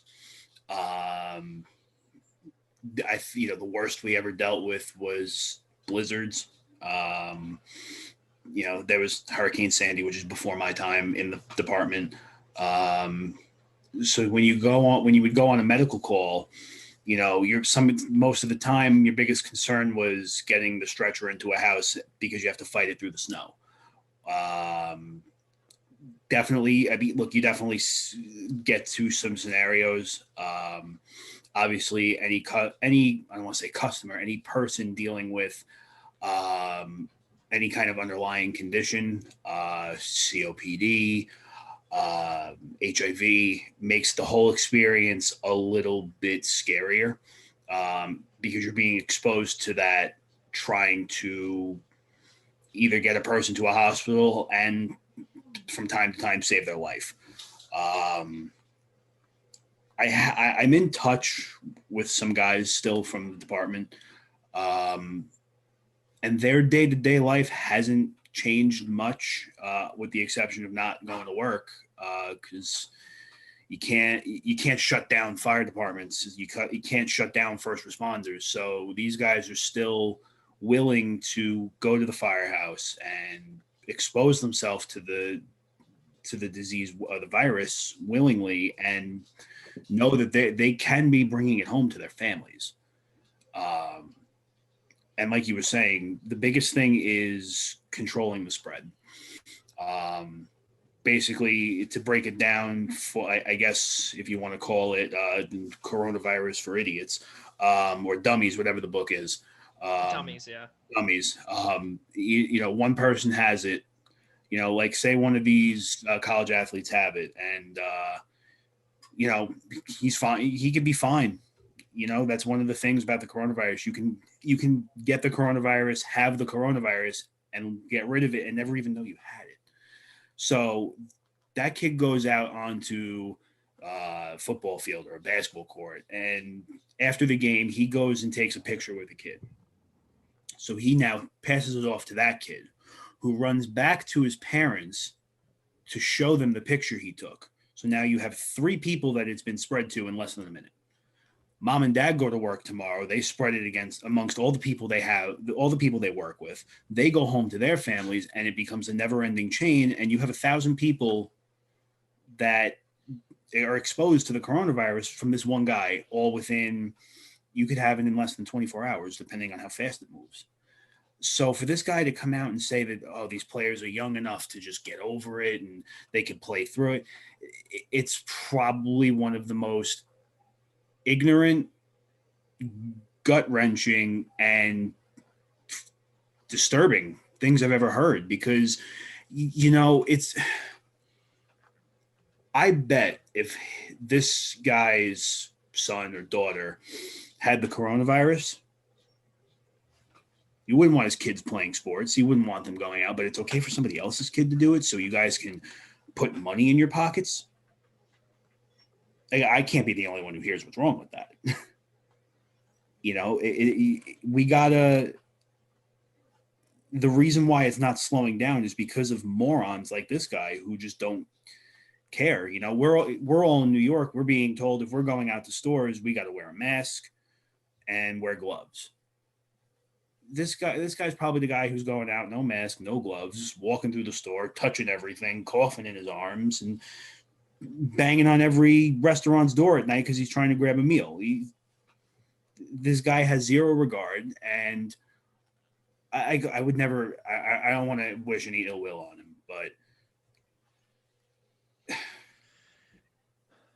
the saying. Yeah, I'm gonna. Yeah, and I know you're trying your hardest to to be composed, or as composed as possible, because again, you are, once you're in it, and it's just like the military. Once you are a military, once you are in the army, you are in the army forever. You are a firefighter forever, and that's exactly what you are. So that's why I thanked you before for your service, because what you do is not only special, but not everyone can do it, wants to do it, has the mentality to do it. It takes a toll on you physically, mentally, and everything. So, it takes a special kind of crazy person. Yes, it does. And all joking aside, you are the perfect person for, all of the above. But again, all joking aside, because Tyler is definitely bongos. And not because of the firefighter part, just because that's who he is. I'm going to tap into that if we get a censored show. Yes, exactly. Right. Nick said this perfectly, and I'm going to throw in a couple of cents. And I don't get political on the show, that is, because that's not where this show is, and that's not where we look to obtain our viewers. Excuse me. I understand what he's saying because of the money part. I get it, but you have to look at the bigger picture. And the bigger picture is to save lives. And exactly what Tyler said is that if one player gets it, and if there is no restriction on a player going or running past a player that is just above the tunnel, and he coughs, one little cough from a lot of the generated images that we've seen, where how far this cough can travel. It can travel across another supermarket aisle. It could travel from what people are saying is 27 feet. I think that's a reach. And I mean, I'm a germaphobe, like beyond germaphobe, and 27 feet, that's a lot. Okay. 6 feet. Yeah. I get that. Sorry. Factual. Right. So 27. I mean, yeah, no, factual. That's very accurate. I mean, but it also depends on like the elements, I guess. I mean, right. Well, that's what I was saying, is that one strong wind, if that is the case, one strong wind of 27 feet, that could potentially double. Well, forget about one strong wind. You go into a supermarket and it's humid. That thing, you're going to cough and it's going to linger. Right. Exactly. Go 5 feet. It's going to go 5 feet, but hang out in that big cloud. Right. And that's the biggest thing that I see here. I see ignorance. I see arrogance. I also see some, mental issue, obviously, with the fact that he's probably been cooped up at home. I get where he's going with it. But if he were to get it, or his entire coaching staff were to get it, then you know what? Then I think he'd have a different mindset. If his wife, if his children were to get it, if a family member were to get it, he wouldn't be even. Those words would never even utter out of his mouth. And I think that is the most disgusting thing that I've ever seen in a very long time, or potentially ever. And not only is it arrogant, it's ignorant, it's selfish. That's the worst part about it. If there was, and I will give him this, you can play in the midst of all. If there was a vaccine where you could just pump them and that's it. And then in the next, and maybe, in an hour or two or whatever it is, or maybe even a day, they'd be fine. A day. But there is nothing that there is now. You have people dying left and right. And I will tell you this, fellas, my next door neighbor right now is fighting for her life right now. She has pneumonia right now. She could barely breathe right now. The whole virus went through her entire family. All 4 of them, 4 out of 5 of them are recovered. She is not. And it's scary, because if that was Mike Gundy's wife, we would not be having this conversation. I can't even discuss this any longer, and I don't think any of us should anymore. And I'm sorry I had to bring that up, but that was something massive in the news that was just disgraceful. And I even saw it on ESPN as well. I would like to think that this guy is not going to have a job too much longer. I don't know about that, because he is a pretty good coach. I don't care how good of a coach you are. If you want to go out and say something stupid like that, you don't deserve a job. Well, then it's going to be one hell of a job for the spokesperson of, or the SID of Oklahoma State football, to try and figure out how to put out the fire, if you will, from that. fellas, let's move forward to something a little bit more positive, if you will. First off, just about a week and a half ago, Wimbledon was canceled. The championships at Wimbledon, the tennis championships, was canceled for the first time since World War II. The British Open, the Open Championships, is canceled for the first time since World War II as well. The Masters intends, quote unquote, intends to be rescheduled until November. I think, as both of you know, I'm an avid golf fan. I love golf, and I think that I always think of the Masters as like the beginning of my summer. You hear the birds chirping, in Atlanta, or in Augusta rather. And, you see the guys on the golf course, and it's just, that summer's coming up here in New York. And, obviously, the trees don't, the leaves don't begin to bloom right away here, because it is still cold. Obviously today it was freezing. But, and today would have been round number 2 of the Masters. And to see it in November with potentially the leaves falling, I think that would be pretty cool rather than see them bloom. But I know you guys don't really care for golf or watch that much. So I will, that was just a touch up, because that is in the news, obviously, in a humongous, championship round, or it's actually the first of 4 Grand Slams for, the PGA Tour. But is still a big part of this week, and always this week. As we said, the Masters intends to be rescheduled till November. But the biggest one that we just got, actually, the biggest bombshell that we got a couple of days ago, I believe it was yesterday, actually, when Tyler texted it to me, UFC 249 and 250 were canceled. And I wrote down in our prompt, finally. Tyler, let's start with you about this.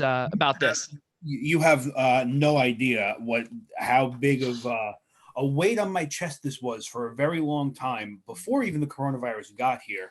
I have one of my friends who's listening right now, and she's going to know exactly what I'm talking about, because thank you, Tyler's friend, for listening to us. Yeah, and also if you have a question, a comment, or if you want to even join the show for just a few moments, Tyler will send you the information right now. Go on, Tyler. Insert generic plug here. There you go. So me and her boyfriend, who is actually one of my best friends for about 15 years now, were supposed to go to UFC 249 because it was in Brooklyn. And the tickets, obviously the main event for that fight was Khabib Ferguson, which is I don't know how much you guys follow UFC, but that fight's a big deal. It's been rescheduled so many times now. And it was like it was finally going to happen. And we were like, all right, we'll go. And he was on my case to get these tickets. And I'll be honest with you, I wanted to go. I did. But part of me was like, how do you justify $300 on a ticket to sit up in heaven? But I'll be honest with you, I was gonna do it. We had already come to the conclusion it was happening. So obviously we saw the prices and we were like, we're going to wait for our tax returns and we're going to revisit this. So, we both got our tax information right away, did it. I had my return within 12 days. He got his pretty quick too. And then we went back and looked, and obviously we were like, all right, now we're going to wait for it to drop, like we have the money now, we just wait. And then as soon as it started to drop, it was like 240, 250. And we're like, it's dropping like super quick. And did you tell, I'm sorry to interrupt you, but with Nick as your accountant, did you tell him that you needed the cash now? Nick's not my boss. We were like, something's happening. Like there's it is dropping fast. And we couldn't figure it out. And then within a couple of days, they were talking about this whole coronavirus thing. And then everybody, obviously started canceling their events. And then UFC 249, believe it or not, not believe it or not, but it was still scheduled for an arena that hadn't, for an arena that shut down already, So we were like, well, they're not canceling the event, but the Barclays is shut down. So what the hell does that mean? We had no idea what was going to happen. So it's good on a personal level to finally get closure that the show is gone. But it's something that also should have been done a while ago when the NHL was suspended, possibly canceled, when the NBA was suspended, when baseball was suspended. This is a couple weeks too late. Couple of weeks. I was thinking about a month too late. A couple weeks. I'll give you that. Yeah, I mean, and we spoke about this as well. And I know Nick is not a UFC guy, but I will throw this here. And exactly what Nick said is the money aspect of it for sure. But the biggest thing that I see here, it's not the arrogance part. And I think what he did, what Dana White, president of UFC, did, he tried his best to do what he can with a situation that he had no control over. And I got to give him credit for trying, where we saw Tyler, and I think we spoke about this off camera, where it was something with an island. Like he I don't know if he bought an island or it was something like he had bought or rented an island to have all of his UFC events on. But half the problem, half of his guys couldn't leave the country. That was a big reason with Khabib Ferguson. They won't let Khabib leave Russia. Like they won't let, Right. And not only that, too, is that you also have no guarantee you're coming from this remote island, wherever you are. And a lot of these countries are not allowing any international flights, any international anything in. So I think honestly, it's remarkable. It's pretty cool to see what Dana White tried to do. He tried to get around every single hurdle. But at some point, that gate is going to come down and completely, just chop your head off. But, listen, he tried. And like I said, I have to give him credit. Nick, I'm going to go to you for this, like how we went with Tyler with the NBA. But I want to ask you your thought generally with what Dana White did, and just in general, what UFC, they were the last league, or, last league standing, rather. So to have them fight, they have to be in contact with each other. So why was he trying to do this? He's another guy who doesn't get it. Like why are you promoting human contact? What are you not understanding about this virus? Like that, even if it's just them two on a remote island, if one of them had it and gave it to the other one, they're bringing it back to their family and the spread continues.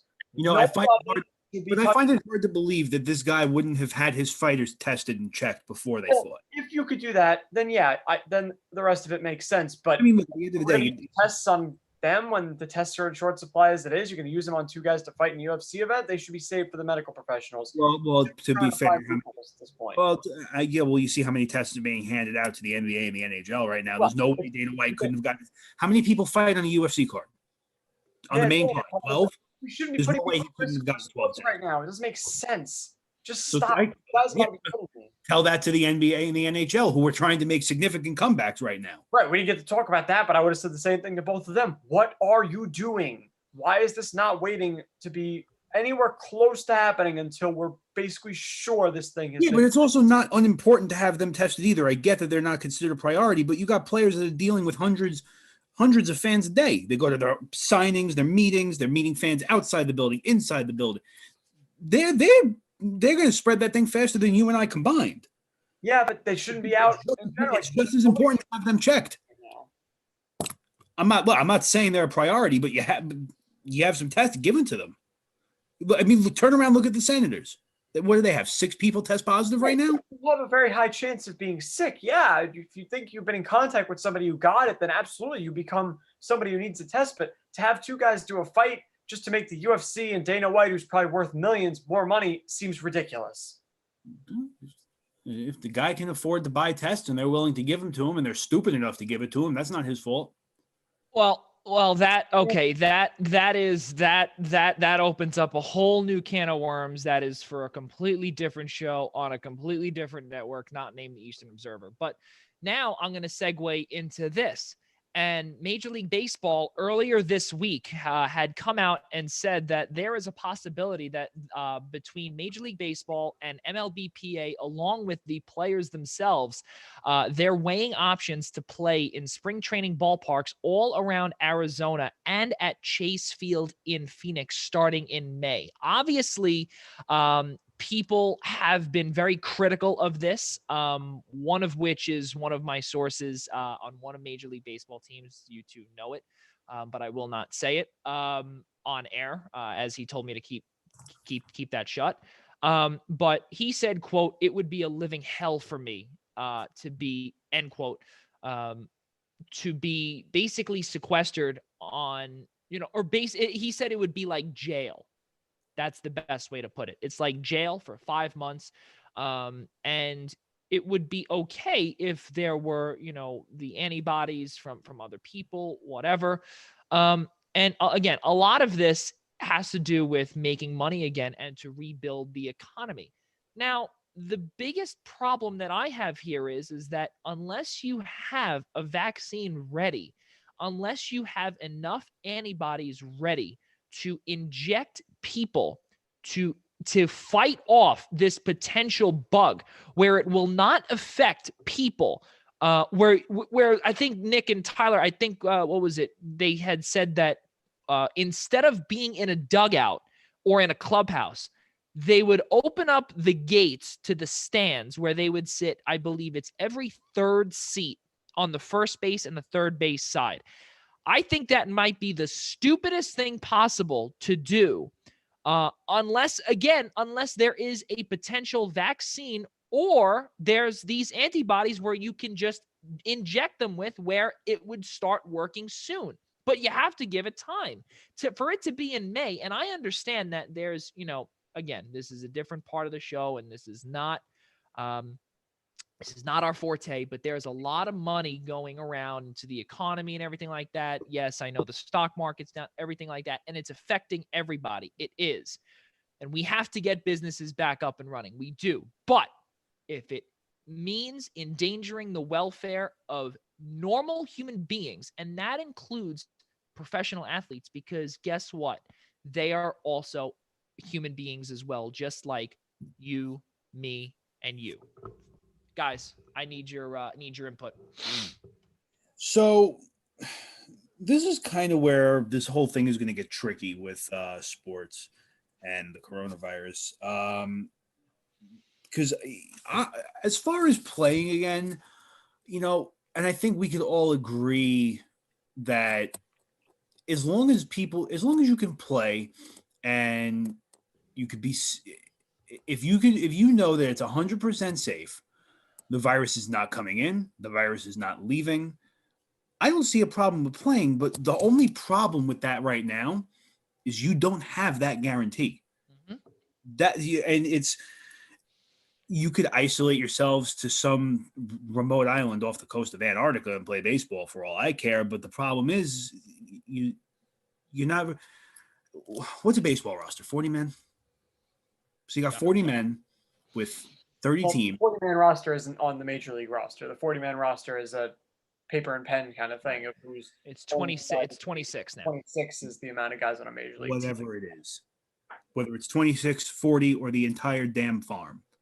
You have X amount of players on 30 teams. That's not including base coaches, the managers, medical staff, GMs, team presidents. Obviously, you're going to have some kind of social media representative for the team there, so people can, actually know what's going on, and it's not meaningless baseball. Reporters. This isn't the 1800s where a team's going to win the World Series, and I'm going to find out in the newspaper 10 days later. Right. But like I said, it all comes down to that not having that guarantee of you can do this safely, and the fact that, again, going back to the whole political doctor nonsense, there's no definitive thing saying that we're close to a vaccine or an antibody. There's nothing saying that, at least on the national standpoint, this is going to end anytime soon, because obviously in New York, it's going to be a great day when this leaves New York because we can all actually go out and do something other than stare at four walls. But it's going to bounce from state to state to state to state. It's going to just keep going until it hits every state, and it's either going to work its way back or it's going to disappear. Right? But like a relapse almost. Basically. And, I don't know how much you've been watching any form of the news, whether it be Fox or CNN or even just local news, but you're doing interviews with these medical professionals, nurses, again, EMTs and paramedics. And the other day, something that caught my attention was one nurse came on and said, she felt, quote, even worse the second time with the coronavirus. And it caught obviously not only myself and my mother, but caught all the guys on the news off guard too. They're like, what do you mean the second time? And they're like, yeah, without the antibody, you can keep getting this.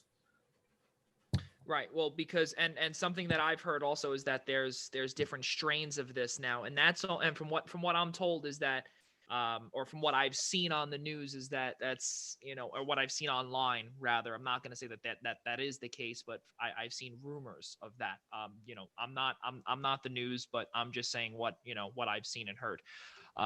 So with that being said, I think that it hurts. It's gonna keep hurting. We're gonna all get through this, and we're gonna enjoy sports when it comes back.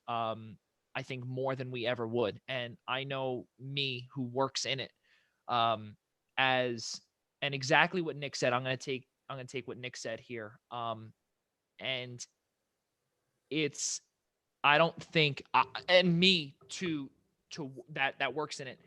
I wouldn't feel comfortable going out unless I was wearing a mask and even whatever. I don't think I'd be able to work a sporting event if it were to come out today if someone were to be playing today and I had to cover it, I would not be comfortable with everything that's going on now. With even in a month from now, yes, it's going to be getting warmer, but there are also other warmer climates, like Australia, for instance. We had at St. Francis, Brooklyn, an Australian player who I've been keeping in contact with, and her family are, thank God, okay. But the problem is that we don't know if this virus can die in warmer climates or if it just keeps spreading. We will not know, and that's why I personally believe that Major League Baseball will not be coming back at all. And I don't see it, guys. I don't know. You guys want to add any final thoughts to this? Because, we kind of want to stick to the positives here. Yeah, I think really no positives. I think not at all is a stretch, because we already have, and again going back to the news. I don't know how much you're watching, but like for New York, for an example, is reaching its peak this weekend. Obviously, so they say. Yes. So it's one of those things where even say it truly is peak, and we're getting ready to start sliding down the hill. That's great, but that doesn't also mean to start running outside and doing things. So even if they say we're safe tomorrow, baseball still doesn't start for 2 months anyway. So there's no rush to get this done. The biggest concern looking at the MLB coming out of the coronavirus is when they can start playing legitimately and how many games they're going to get in. And it's going to, the whole thing is just, and again, it's nobody's fault. Nobody did anything wrong. But it's one big cluster of what's everybody going to do? Because MLB, it's just, it's not like football where you go and play every Sunday for 2.5 hours, barely do anything, mind you. That's my little shot at the NFL, and then go home for 6 days. MLB, you play at 7, you're done by 9:30, and you're awake at 11 o'clock to start batting cages. And it's to try and do all this and still do 162 games like they want to do. They're out of their minds. It's never going to happen. So I couldn't genuinely tell you what they're going to do. But I don't see baseball being canceled. Nick, your thoughts, your final thoughts on this unfortunate news and negative stuff that we're dealing with involuntarily. I will mention one thing. This all started because a rumor came out that baseball is looking to have a plan in place to start in November. You can't blame the commissioner for having plans in place. That's their job right now, is to have every contingency covered and have a plan ready for no matter what happens. So as long as it doesn't get pushed into action before it should be, I understand why Rob Manfred and Dana White are trying to have things ready in case they get the okay and they can do it safely. But that's the key word, like Tyler said. Nothing should be done unless it's 100% safe, and you know you're not going to make this thing any worse, and you're not going to put people in danger. If it's safe to do so, put plans in place. If they have to play games behind closed doors and open up the stands and all these weird things that we're seeing as strange, the teams are going to keep planning to try and have something prepared in case they're given the green light. But as long as the powers that be prevent it until it's 100% safe, then I understand these rumors coming out and these weird things being proposed and talked about, because that's all we got right now is you have to plan and be ready for any type of scenario. So I hope they don't do anything until it's safe, but I get that plans are coming out. Yeah, and it's just like anything else out there. You go to a job or you go to any kind of major sport. It's not just, if think about it this way. If Rob Manfred went into all of this and said, okay, 162 game season, playoffs, we're done by end of October, maybe the beginning of November. And that's just what they rode with. If they went into this without plan B, plan D, plan C, plan D, and so on, could you imagine what the hell would be happening with the MLB right now? They would have absolutely no idea how to even brainstorm something to do to figure this out. So I don't, like I said, going back to what Nick said, I do not blame him at all for doing what he can, or at least throwing out the idea. But this is probably, of all of the sports, the least likely idea I've heard so far. Well, moving on to a more positive note, the Professional Basketball Hall of Fame they've announced that Kobe Bryant, Kevin Garnett, Tamika Catchings, and also, let's not forget, the immortal Tim Duncan, rather. They're going to be inducted into the Hall of Fame this year. Unfortunately, posthumously, for my man Kobe Bryant, right behind me is, underneath this banner, is the black Lakers jersey that usually is behind Nick's head here. But it's sad. I kind of got tears the moment that it happened, of joy, of happiness. And really, I hate to say, but that's really the only positive news that we've had this week, bearing any, rumors that, getting our hopes up. But your thoughts on our childhood really coming to an end, guys? This is, it just, every year it almost seems like it's, obviously, obviously every year. Well, that's what I'm saying, especially because Tim Duncan, who we grew up and idolized, with his Adidas sneakers, for instance. And he didn't retire that long ago either, which is the crazier part. I mean, as far as I'm sure we all know that in all sports, there's an eligibility. You need to wait before you can get into the Hall of Fame. And I wish the eligibility for Kobe would have been 1 year earlier. If we had all known what was going to happen, it happened. I think we would all say the same thing, because unfortunately, it's always unfortunate to lose somebody, especially the way we lost Kobe. But if anybody in any of the four major sports deserved to sit and appreciate and watch themselves get cemented in their sports history, there's not a single person you can name that deserved it more than he did, to be able to see himself go in. Nick?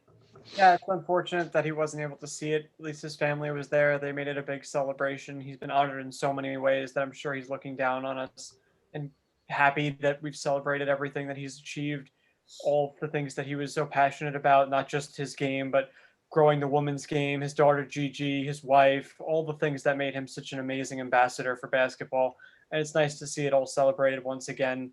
But yeah, it was sad that he wasn't able to be a part of it. But it really is incredible every year, every Hall of Fame induction in every sport to see guys that we grew up watching and to say that, wow, not only are they retired now, they've been retired long enough to be inducted in the Hall of Fame. I think that's so crazy. It's weird. These guys our whole lives, and then it's like, not only are they retired, they're Hall of Famers now. Like, how old are we? This is ridiculous. It's so weird to see these guys pass so quickly from superstars we watched every night to guys that are now in the Hall of Fame. It's very wild. It's surreal to see, and especially with how good this class was.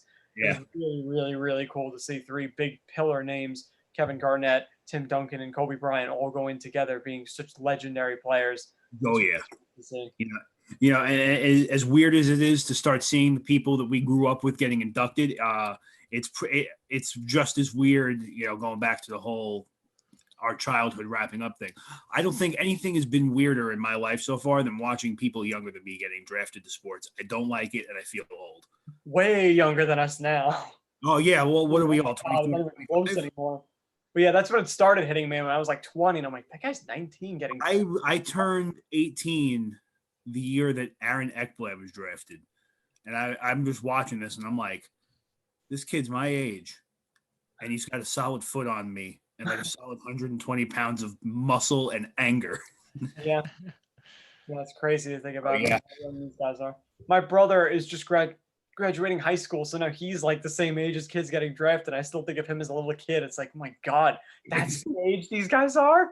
Oh, dude, it's wild. Like I you guys both know I do still do some work in the schools, and it's like I'm walking through like the elementary school, the middle school to go to work, and it's just, oh my God, it feels like I was here like a week ago. Yep, same thing. I do a lot of work for schools too. It's surreal every single time, and they're still freaking taller than me. Yeah, even in the middle schools, they're taller than me. Boys, we're getting old.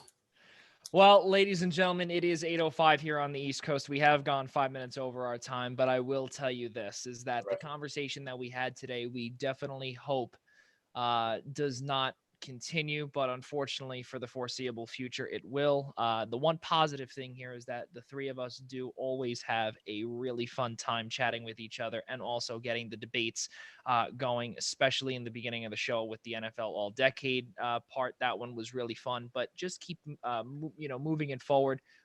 For all of those watching, prayers up from myself, from Tyler, from Nick, because we all need to move forward from this. And this is definitely one that we will remember for the rest of our lives, for however long that this lasts for. But from all of us here at the Primetime Rundown, the Eastern Observer, and the Blackjack Media Networks, we cannot thank you enough for joining us here tonight. We'll be back on next Friday from 6 to 8 p.m. Tyler will be having a guest next week, and that will be another Golden Stick Wiffle Ball so we're going to have Mike Valenti. He's going to be a representative from the New York Dark Knights, who we spoke a lot about tonight. Very good. On at 7 o'clock. Very good. So 7 o'clock for those that are watching from the Golden Stick Wiffle Ball League, please tune in. For all of us here at the Blackjack Media Network, the Eastern Observer, and the Primetime Rundown, I'm Joey Jarzynka saying good night from Long Island, New York. And everyone, please stay safe, please stay healthy, and please stay home. Stay safe and stay healthy. Mm-hmm.